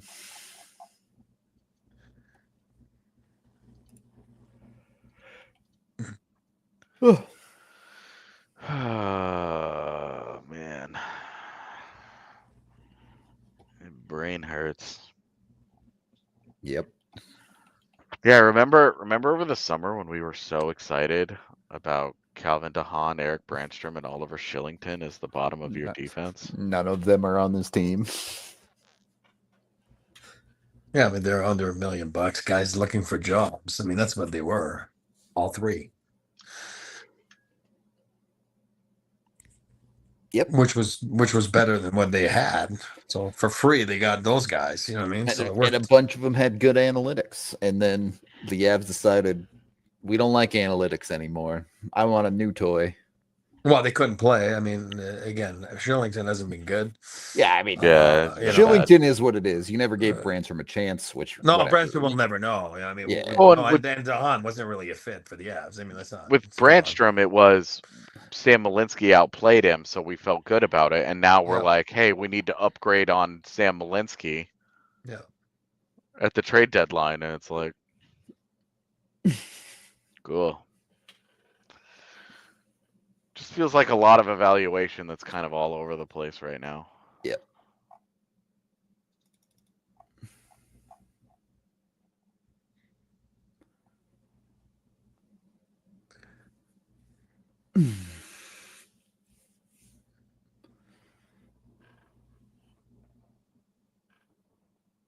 Our regular show's at 2 anyway, right? So correct. By then we should have the first hour of the queue will be through before our show. Yeah, which is perfect. Last couple of years, the queue's been pretty chill. Yeah, it hasn't been too crazy. I never know.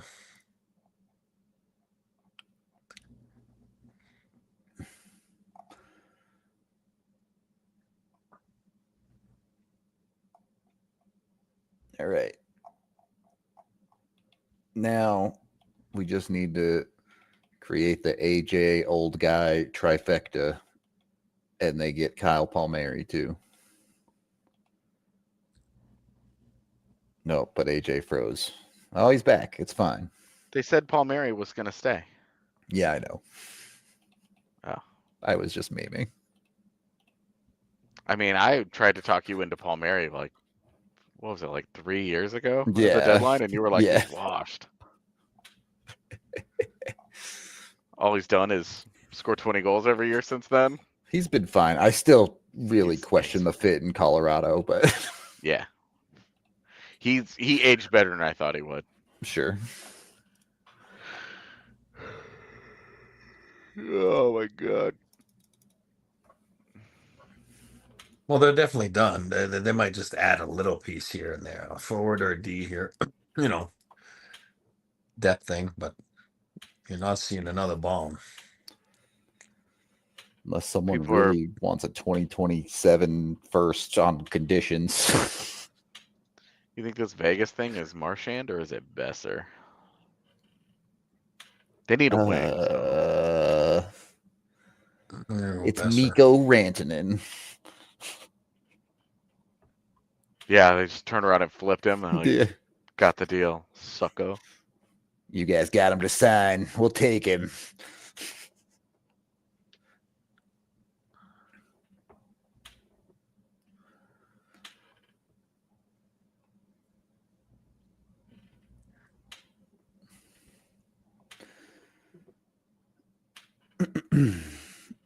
Dylan says LOC third lining. D-man gets injured. We're cooked.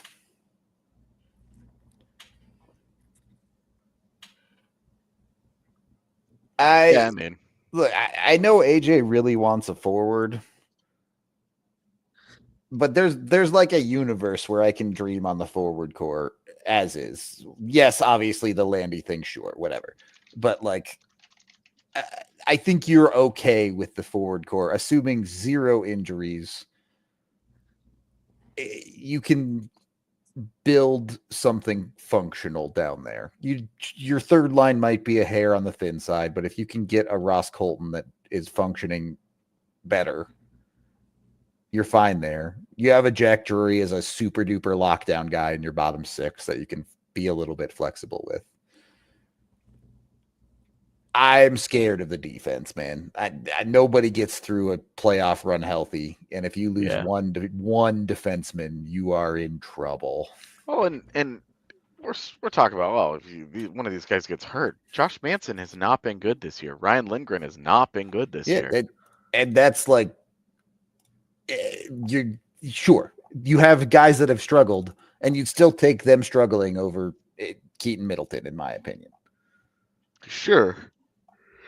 But I don't know how you feel good about the bottom of that defense. Like, you can feel great about your center depth. You should feel great about your center depth. You should feel really good about your top 6 right now. You should feel mediocre about your bottom 6. But the bottom half of your defense, it's rough, is questionable. And like, sure, maybe you're hoping you get playoff Josh Manson back or whatever. But can you really rely on that, one? And 2, even if you get that, you're still talking about a bottom half of your defense that is significantly imperfect at best and might actively be hurting you at worst.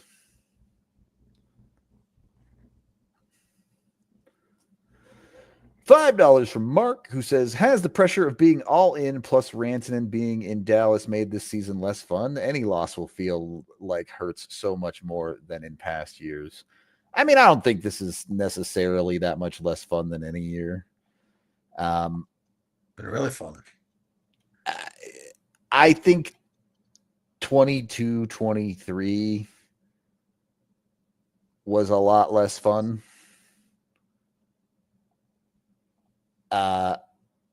The Avs basically never got the game that they got yesterday in 22-23. They literally went that whole season without a healthy lineup. Yeah.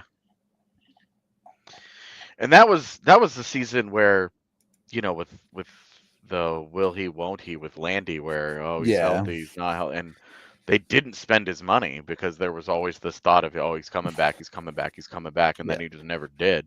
And they did virtually nothing at the deadline. Yeah, that was Lars Eller year. Yep. Where it was like, well, they got Lars Eller to play a role he ended up not playing. He was the second line center in the game that they were eliminated in. Yeah. Lars Eller can't do that shit. Yeah, I mean, that year it just felt like they were a dead team walking from the beginning. And then you get punched in the fucking mouth in the playoff series against Seattle too, on top of it. And I remember the end of that series, and all of us that were working at DNVR at the time, that series ended and we were like, this season is over. Thank fuck. Yeah, it was like we were sad that it ended, but we were also relieved that it was over because we were like, we're not sitting here lying to ourselves that they were going to win another round. Right.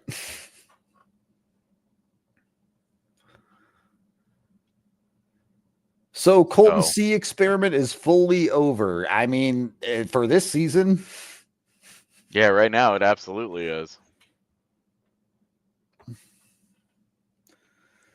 Yep, the official deadline has passed. Of course, there is still stuff in queue. Dallas, Carolina, Vegas, all teams that have been thrown out that have something in the queue. Yeah.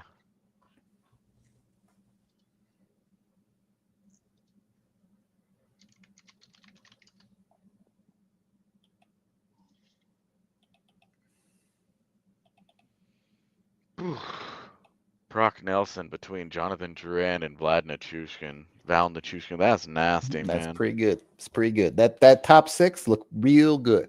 It really, I mean, Winnipeg doesn't get a second line center out of this, and the Avs go out and get Brock Nelson and Charlie Coyle. Ooh.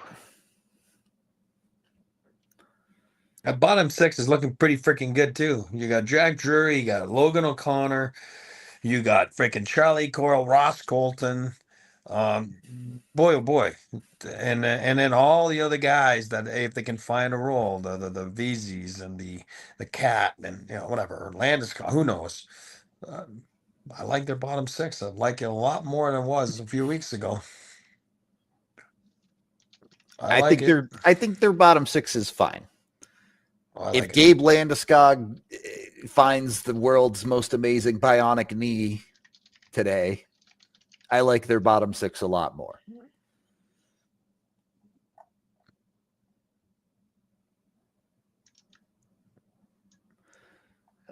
Cujo says Boquist should have been in the Nelson trade and Zacha with the Coyle. I mean, look, sure. I think the Avs overpaid for what they got, but you don't want to know the prices for throwing in those names, all right?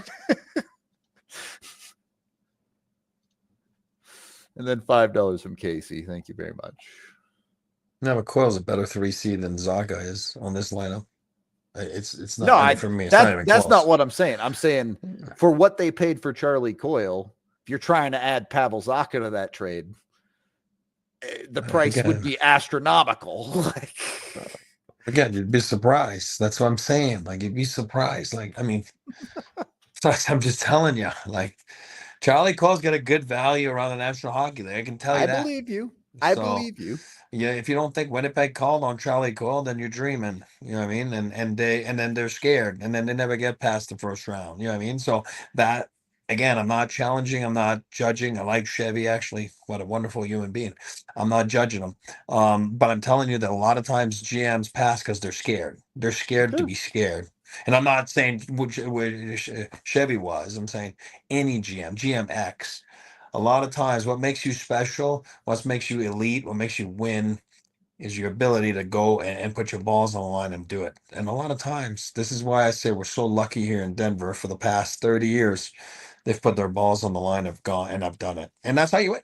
Friedman is saying Marchand to Florida might be in the queue. Yeah, I could see that.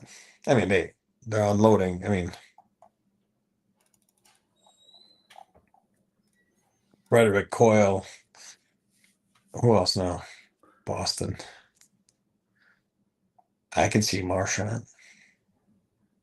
Besser did not get moved. He stayed in Vancouver. Donato and Pat Maroon did not get moved by Chicago. Strange with Chicago in the Ryan Donato thing. You have a guy having the absolute heater career year. Yeah. And a huge seller's market, and you decide to hang on to him.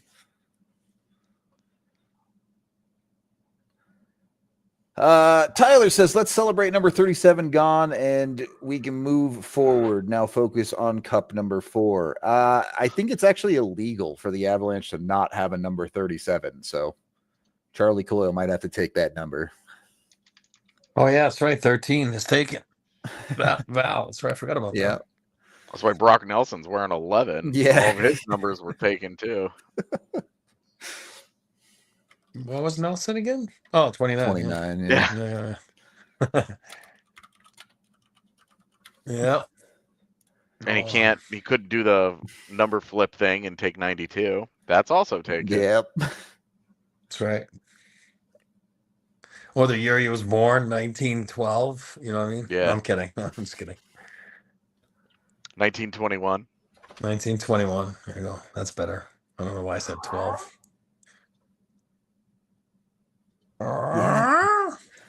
Since the Avs, since 99, there's only been one calendar year where an Av didn't wear 37. And not including lockouts, of course. What year? 2016. That's why it was such a cursed year. Comfort did come at the end of that in the calendar year of 2017 and wore 37 for the record. But He showed up after the deadline. yeah. Drury, Ryan. Most notable ones, right? Yeah, Drury and O'Reilly are the two big ones, and Comfer and Mittelstadt. 2002, 2004, Jordan Kristanovich Oh, Cristo. played a whopping 22 games for the Avs. Yep. 2003 was McCammond. Dean McCammond. Yeah. 2004 was Dennis Bonvie. Dennis, head pro scout, Boston Bruins. 05 was the lockout. 06 was Paul Healy. Then TJ Henzik all the way through to 09. Oh, yeah, I forgot about him. Good, TJ Henzik. And then in 2015, it was Colin Smith for exactly one game. Don't remember him. 7th rounder. That only game he played in the NHL was the one for the Oh, Avs. Colin Smith, Yeah. Portland Winterhawks. Yep. Yeah, WHL Oh, monster. yeah. Yeah, I The remember tiny him. little guy. Yeah, little guy. That's right. Forgot about that. Yeah, didn't he end up getting traded to Toronto for Something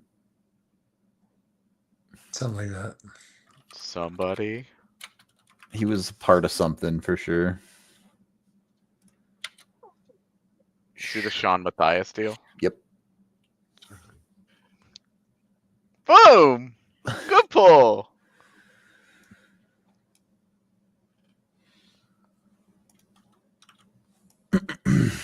I really like Sean Matthias. I thought he was really solid in Colorado.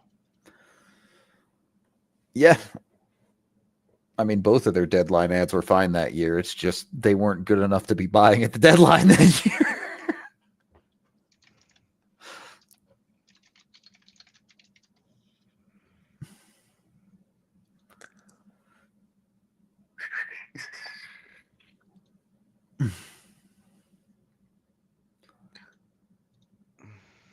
Canes are done. Yeah, you'll hear some people coming out saying, yeah, we don't have anything in the queue, whatever. Habs did nothing. Kept their guys. Yeah. Probably all re-signing anyway. They're probably going to keep them.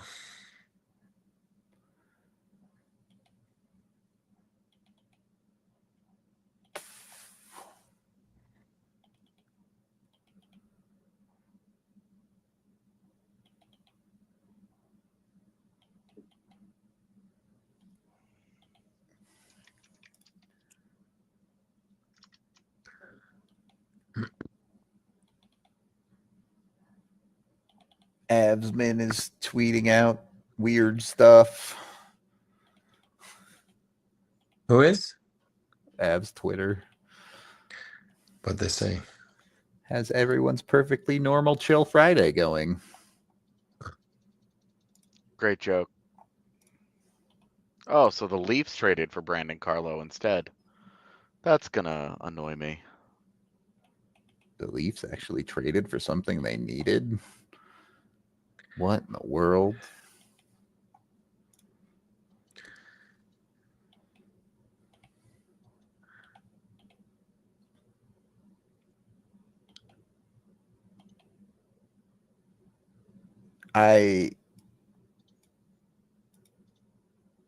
Okay. I must be just sleep deprived, or Twitter is gone crazy. What? This is the tweet I'm looking at right now.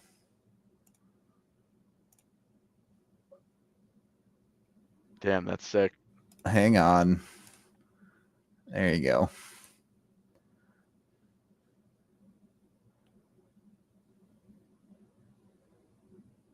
I think we've all been on the internet for too much time today. What? Why does the one have a gun? Why does that rat have a gun, dude?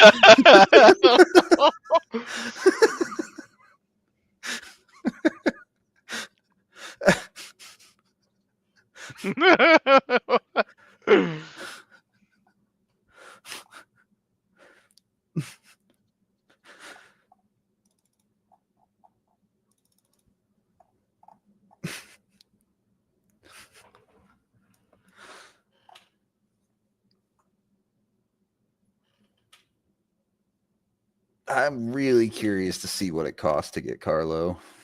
Yeah. I'm hoping it's significant so I feel less bad.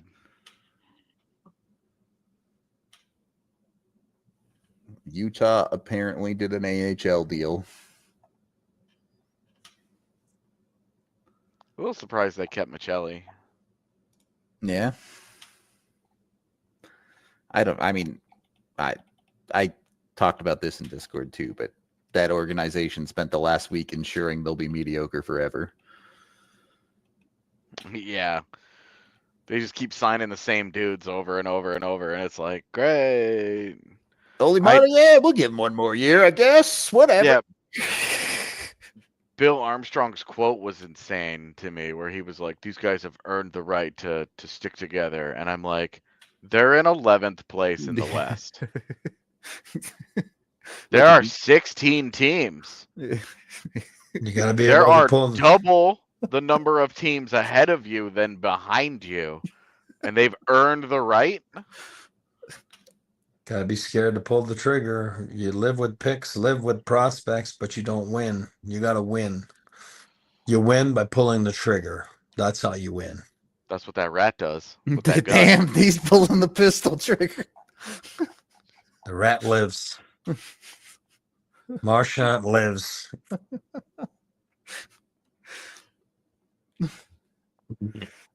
You can't watch the butter train go by. You get on the meat train.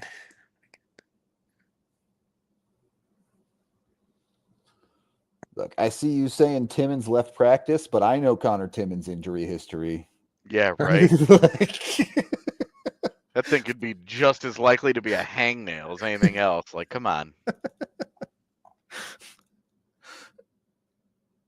Apparently, EJ is coming back to Colorado. I can see So that. there's your defenseman. Character. They're just building on character. What? I love it. It's cheap. He's not really any good anymore, but it's cheap. Can be a good cheerleader. It can be a 7. It's all good. What?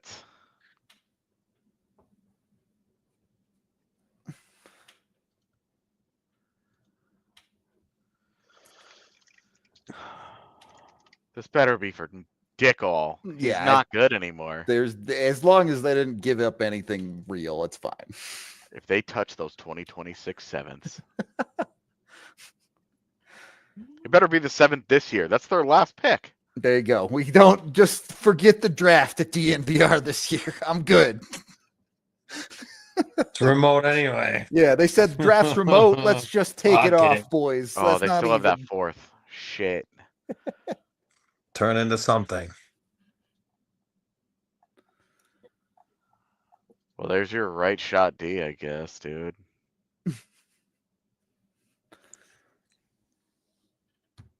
All right. When's the last time the Avs made the playoffs without a Johnson.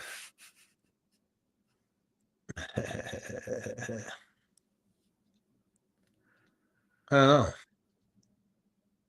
2009. Oh, Ryan overtime, San Jose. Tip of the stick. Yeah.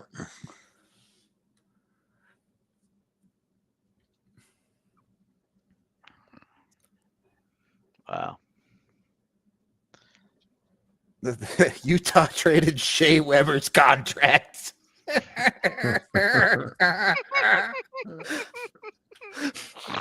For what? They got a fifth. They gave Chicago Shea Weber's contract, and to take it on, they also gave them Soderstrom and the bad Ratu. Dude, do you remember when Victor Soderstrom was The truth, yeah. drafted? And they were like, they traded up from like 13 to 11 to draft him, and they were like, well, to be honest with you, we had him as number 1 on our board, and everybody went, What? You what? that fucking guy?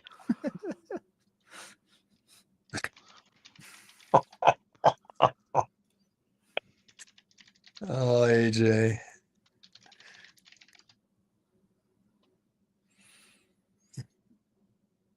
P.S. That was a draft that had Jack Hughes in it.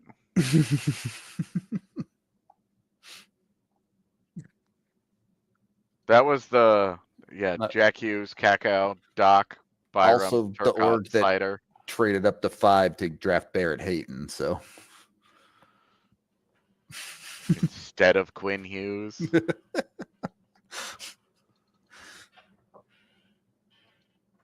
Ouch. EJ is bad. Every stat that EJ has is bad. He's bad now. That's Yeah. Bad on that team. He's bad Well, on that too team. bad. It's a Everybody fit. else is excited. Yeah, it's a fit. It's a character. I have no problem. He'll be great in I the don't give a room. It's a good story to build It's around. I'm awesome. good with all of that. The on ice Awesome. product, bad.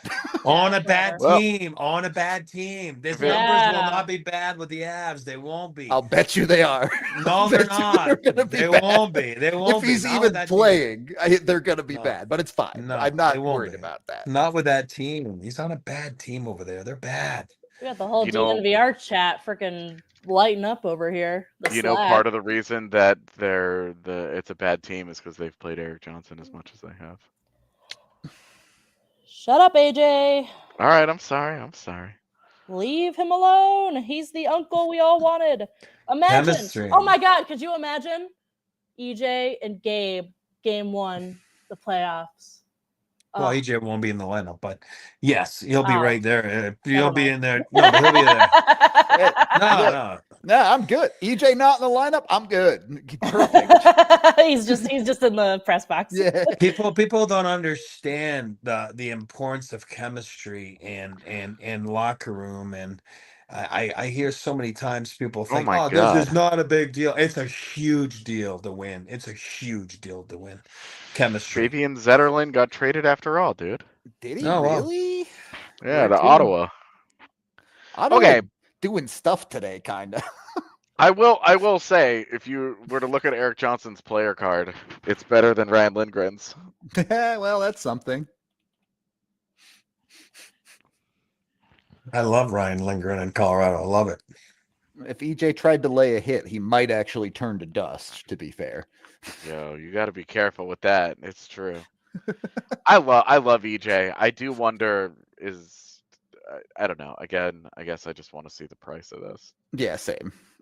Again, it won't be a price. If It's the- gonna be nothing. I hope it's Right. not. I hope it's future considerations and it's just fucking feel good. Like go Yeah, back home totally. to the organization you should be in. I hope The Danny locker Briere room. wasn't like haggling over it. Like, oh, you want EJ? need And to then be a he's going to six. retire. He's going to retire Yeah, right after. absolutely. It's to be in the locker room, to be on the plane. It's massive. It's massive. You guys, it's massive. I don't care about his depth chart.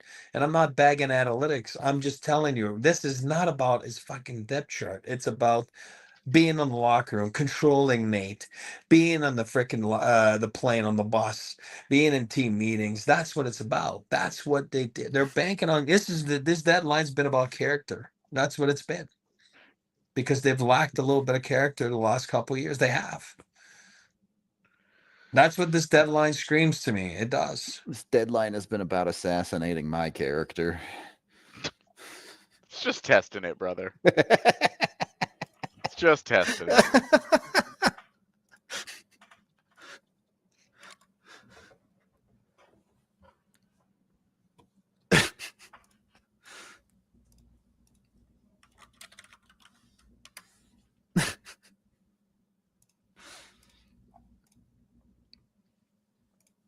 I want to see what this Fabian Zetterlund price is.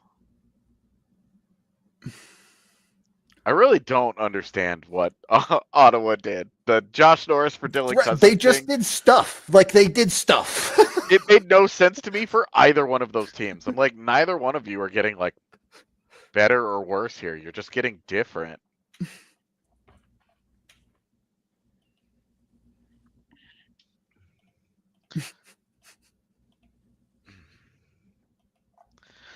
All right, come on. I need to know what these trades are for. Yeah, let's get through this queue.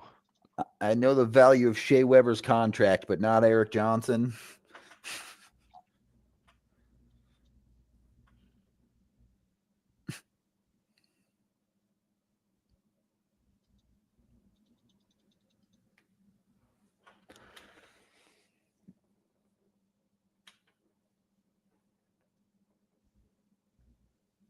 This is a smart move. When you're What? getting crushed for some bad PR over the last 3 trades that you've made, go get Eric Johnson and all is okay. This is how you win the press conference. That is genius by them. Say what you got to say, but EJ, and then just walk out.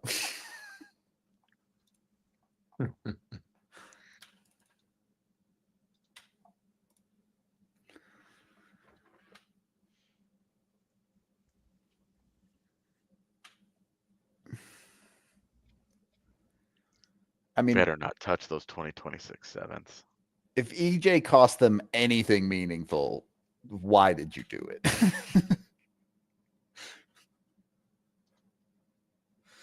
Don't get me wrong. I love the story.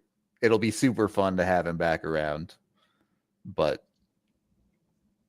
if you gave up a real asset there, and like, if it's a 6th round pick, I don't fucking care. Whatever. That's fine. Who cares? But if you like gave up your 4th, that feels like a lot.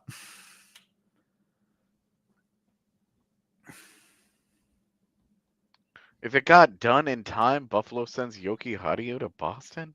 What do you mean if it got done in time? What do you mean?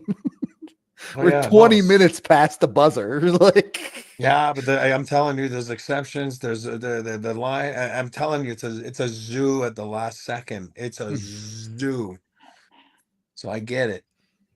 They need Bro, a ruling. They probably need a ruling now. if I'm the guy tasked with calling in the queue, I call in at 12:58, whether I have a trade lined up or not. Like, I just sit in the queue and I'm like, Yeah, how does that work? Is Yeah. there anything stopping you? Oh no, there's What if- multiple guys. There's multiple guys they're sitting. You have to say, you know what I mean? And then it goes to the queue to see if it gets approved. But there's people there. Like the league is loaded with people. It's nuts, man. Phone lines, and like. And there's always like I said, there's always an incident every year. No, we got it in. Yo, we didn't get it. Like, fuck, it's a mess every year. We traded Dean McCammon back. I told you guys. as long as you didn't trade a guy with a no trade clause. I know we traded a guy back that we had no idea that you couldn't trade back, Dean McCammon. So it was a mess. The league had to come up with a ruling, and yeah, it's nuts. Tyler with the super chat, as everyone in chat is saying, Miles Wood for EJ straight across. No. Sweet. Now everyone Honestly, else is saying Giovanni Smith for EJ straight across. So I would love like a behind the scenes like how can How can a team like, if you're the Avs, hey, we're trying to sabotage the league office. They can't get calls in, so there's no Miko to Dallas trade call. It can't happen because they did something to sabotage it. Like, can we get like instead of another cut and paste CIA spy show, can we get some of that shit? I just want a dude cutting the phone lines to an NHL team's headquarters. If you're in queue and your phone goes out, is the trade dead? Yeah, just EMP that shit. You're done. Panic sets in, guys. I'm telling you, it's amazing. It's unreal. Are you calling? You're calling. No, you're calling. No, we're calling. Oh, fuck it. Oh, my God.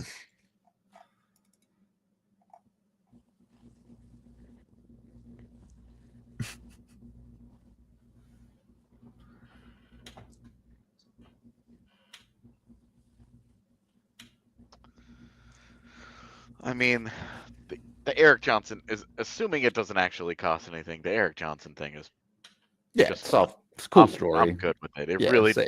I don't actually have a problem with this. I don't It's care if awesome. he doesn't play a minute. It's all good. Yeah. The Avs said we got 1.8 million in cap left. Fuck it.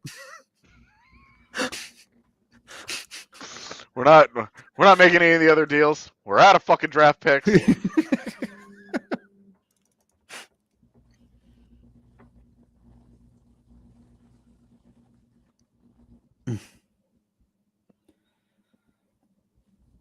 A lot of shit goes behind the scenes, boys, in a playoff run. A lot of shit. This is where he'll be valuable. This lot of shit. This honestly just doesn't bother me.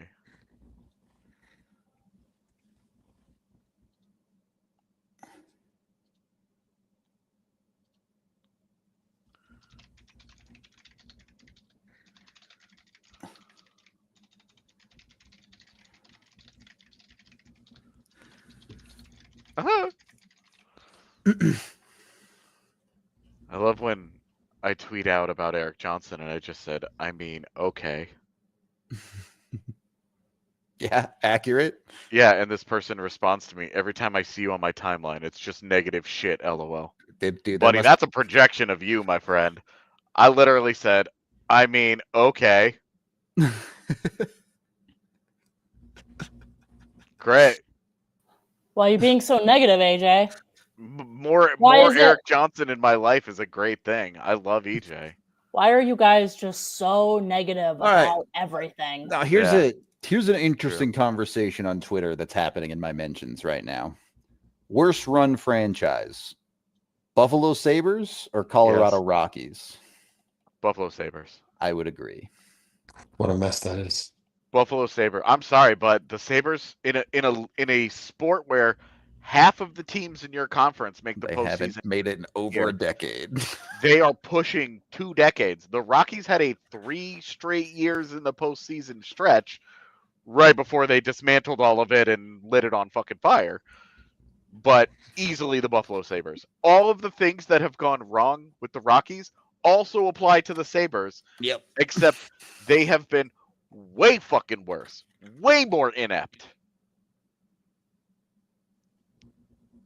The Rockies have also, made the finals of their sport this century.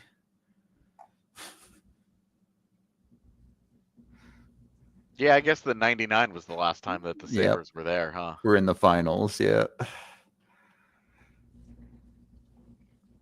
They made a couple conference finals, to be fair, but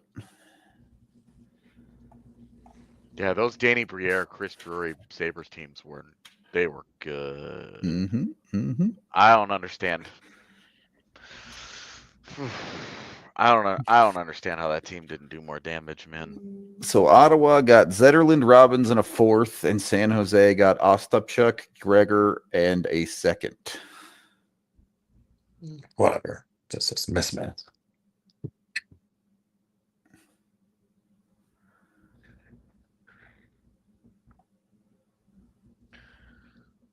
God, I missed that. The Devils pivoted to Cody Glass when Casey Mittelstadt. Yeah, got traded. yeah. Like 2 minutes later, they went out and got Cody Glass, which woof. I don't know how I would have felt had they given up Guliev in a deal that involved Nemitz. I would not have been happy. If you think I'm mad about these deals, I'd have been actually mad about that deal. I would want to know what else would have. Sure, would of it course, have the other entailed? pieces matter, but It would have been tough to trade.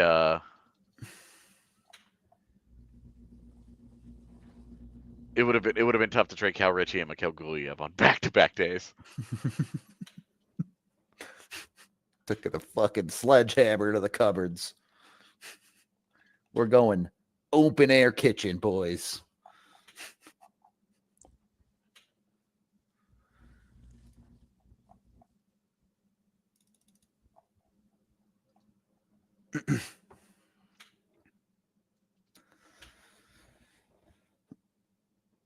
Nemec is fine. I just don't like him. I have serious concerns about his actual ability to play defense in the NHL. Yeah, both of us have been pretty iffy on him from day one. We didn't like that pick. Yep.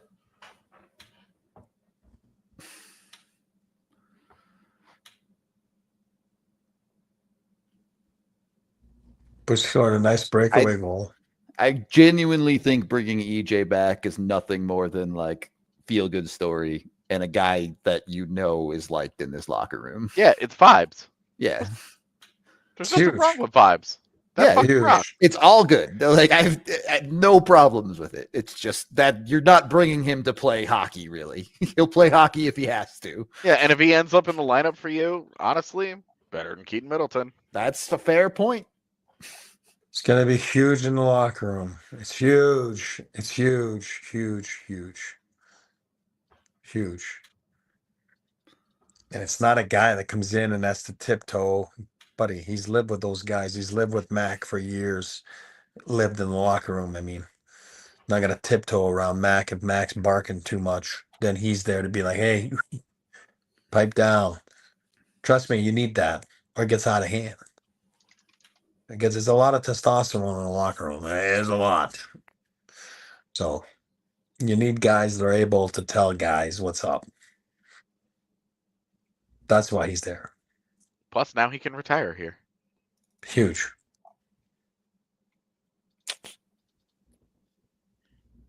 He and Landy can retire together. Fraser Minton is part of the Carlo deal. It's one of First their top rounder. prospects. Yep. First rounder last year. 2 years ago? Last year. Don't remember. Years are impossible, buddy. Yeah. Yeah. It was 3 years ago. Oh, was it? Oh, yeah, it goes by quick.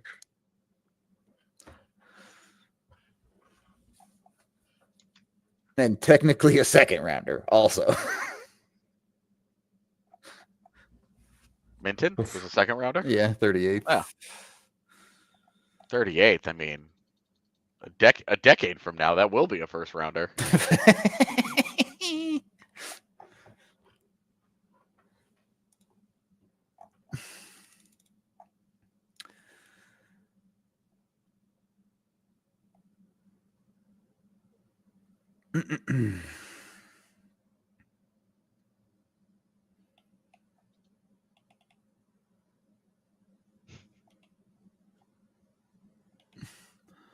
It's funny to see people in Pittsburgh on the complete opposite end of the spectrum as us.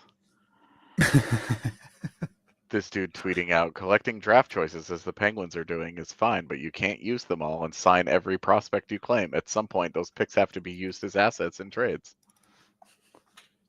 Yeah. I would argue, why fucking bother making picks?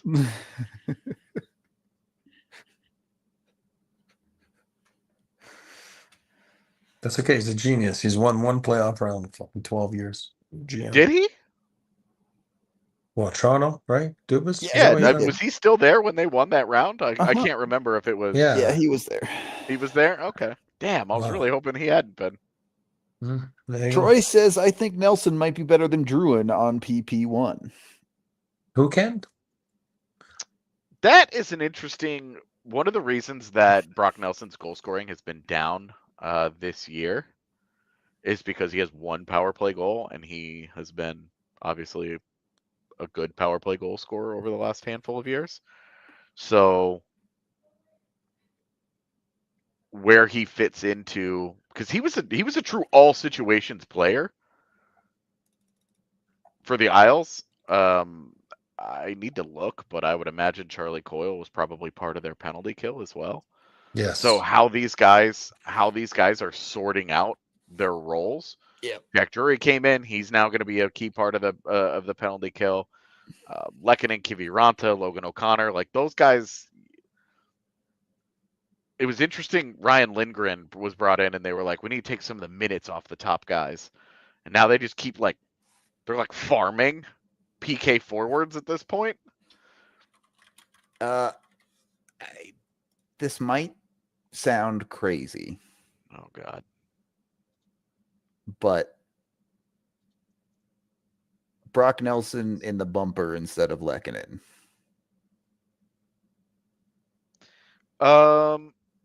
The only thing about that is I want Lehkonen staying on the top power play unit because his puck retrieval is so tenacious. Sure. And having that and Nichushkin out there, some puck hounds. Val from could probably presence. play the half wall in Druin's spot. Like that's, I don't know, and they don't have very much time to figure this out. Yeah, look, I appreciate Jay Fresh, all right? When he doesn't have anything nice to say, he doesn't say anything at all. Eric Johnson, acquired by Colorado, is a veteran depth defenseman. His best bit is the goalie one. This guy is a goalie. And then people are like, oh, yeah, well, you got mad if you don't like the guy. And he's like, this is all I ever say about goalies because they're fucking goalies. Who knows, dude? All right. Well, I know we were going to take a couple-minute break. Oh. Yeah, it's not happening. No. But should we just come back at 2 for our show? Yeah, Grab a sandwich or something. We'll go a couple more minutes, but yeah.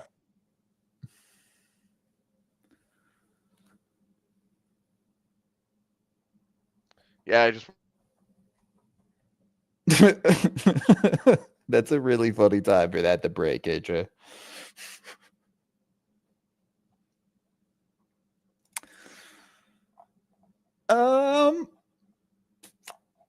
I don't know that there's anything big left in queue, and he's back. Yeah, I know. I never, because I could continue to hear you through the entire I know, thing. So I know. I'm like, I'm just gonna start making faces.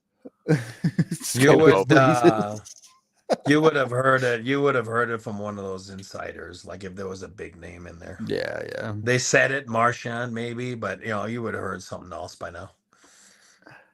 It all gets leaked. So.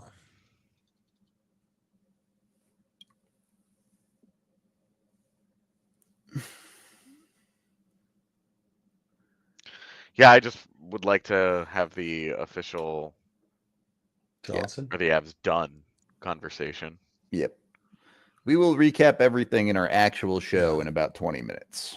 Yeah.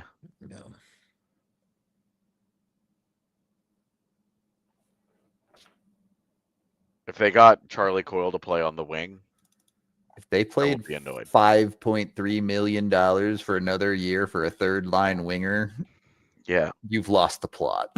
Yeah, I mean, Ross Colton, Jack Drury, Charlie Coyle, third line is kind of fun, but then Kiviranta, Kelly, LOC is. Nah, there are no centers. Yeah. You're right back to being like, that fourth line.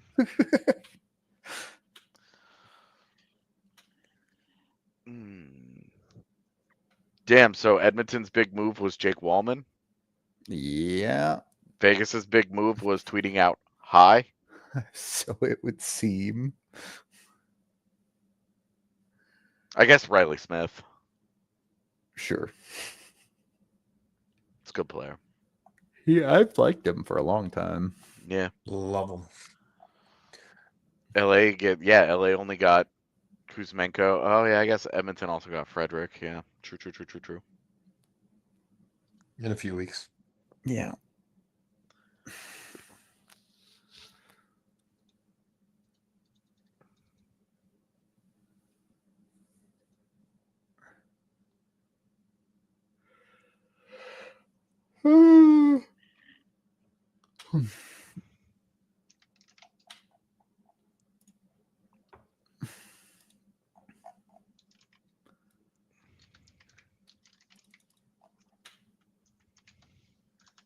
Well, there's 32 hockey teams out there. Damn, that And- Fabian Zetterlund price is not that much. Yeah, I was thinking the same thing. I was like, you really didn't pay that much for that guy.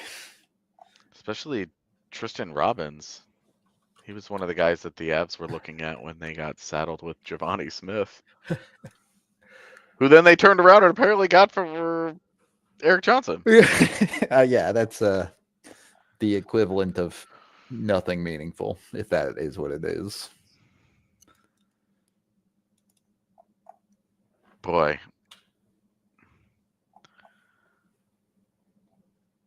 I don't even know all the pieces out. All right. Let's see. Yeah. The Avs at 43 with VC? No, it's 44 with VC. There's right? 44. So Nelson will be 45. Coyle will be 46.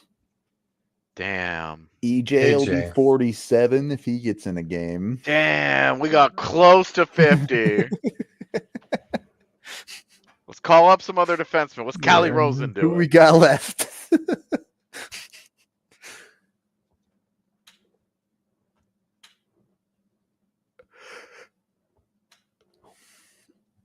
I guess, I mean, does Landy count if he plays a playoff game for 48? Sure, I'm good with that.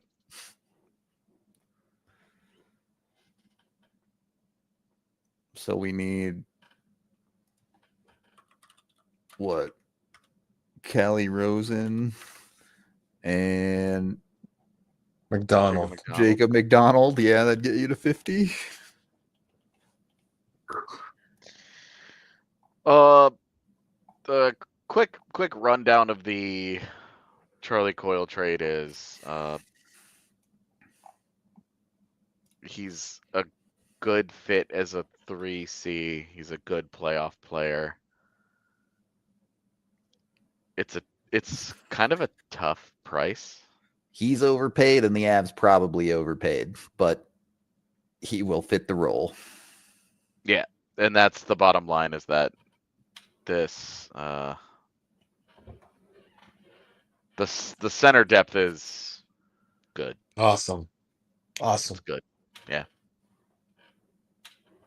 And both Brock Nelson and Charlie Coyle are good goal scorers. They added goal scoring down the middle for sure. So Eric doesn't care about picks and prospects. Rudo and I care. But Sometimes, ultimately yeah. the NHL team looks nasty right now. Yep. It looks solid. I am excited about it. It's gonna suck to do all of that and get a first round series against Dallas, because Yeah, lose to Dallas in 6. that's a ugh. And then what? Your reward is you get Connor Hellebuck in round 2. Yeah, right. he'll post an 880 and lose to Calgary or something. That's why you do this, so you can beat Dallas. That's why you do this. That's You're why you right. do I that. agree. Or That's else true. You can't. That's why you do it. Or else, if we sit back and then they lose, why didn't they do anything at the deadline? It's like, you know what? You swing. When you have your They core, swung. you They swing. definitely swung, no doubt. That's it. There's no denying that. All right, I'm taking a few minute break there. I'm going to regroup here for the 2:00 show. Be right back. Yeah. Yeah, we can just Yeah. wrap this up. It's all good. We got 15 minutes here. So, Yeah. chat, we appreciate you hanging out. If some big news breaks, we'll have it on the show. Otherwise, we'll be recapping all the Av stuff and talking trades and breaking it down for you. So, different YouTube link, same channel. Or if you watch Elfwise, you know how to find us then. We appreciate y'all. We'll be back in a little bit. We'll talk to you soon. We all silly like the mayor.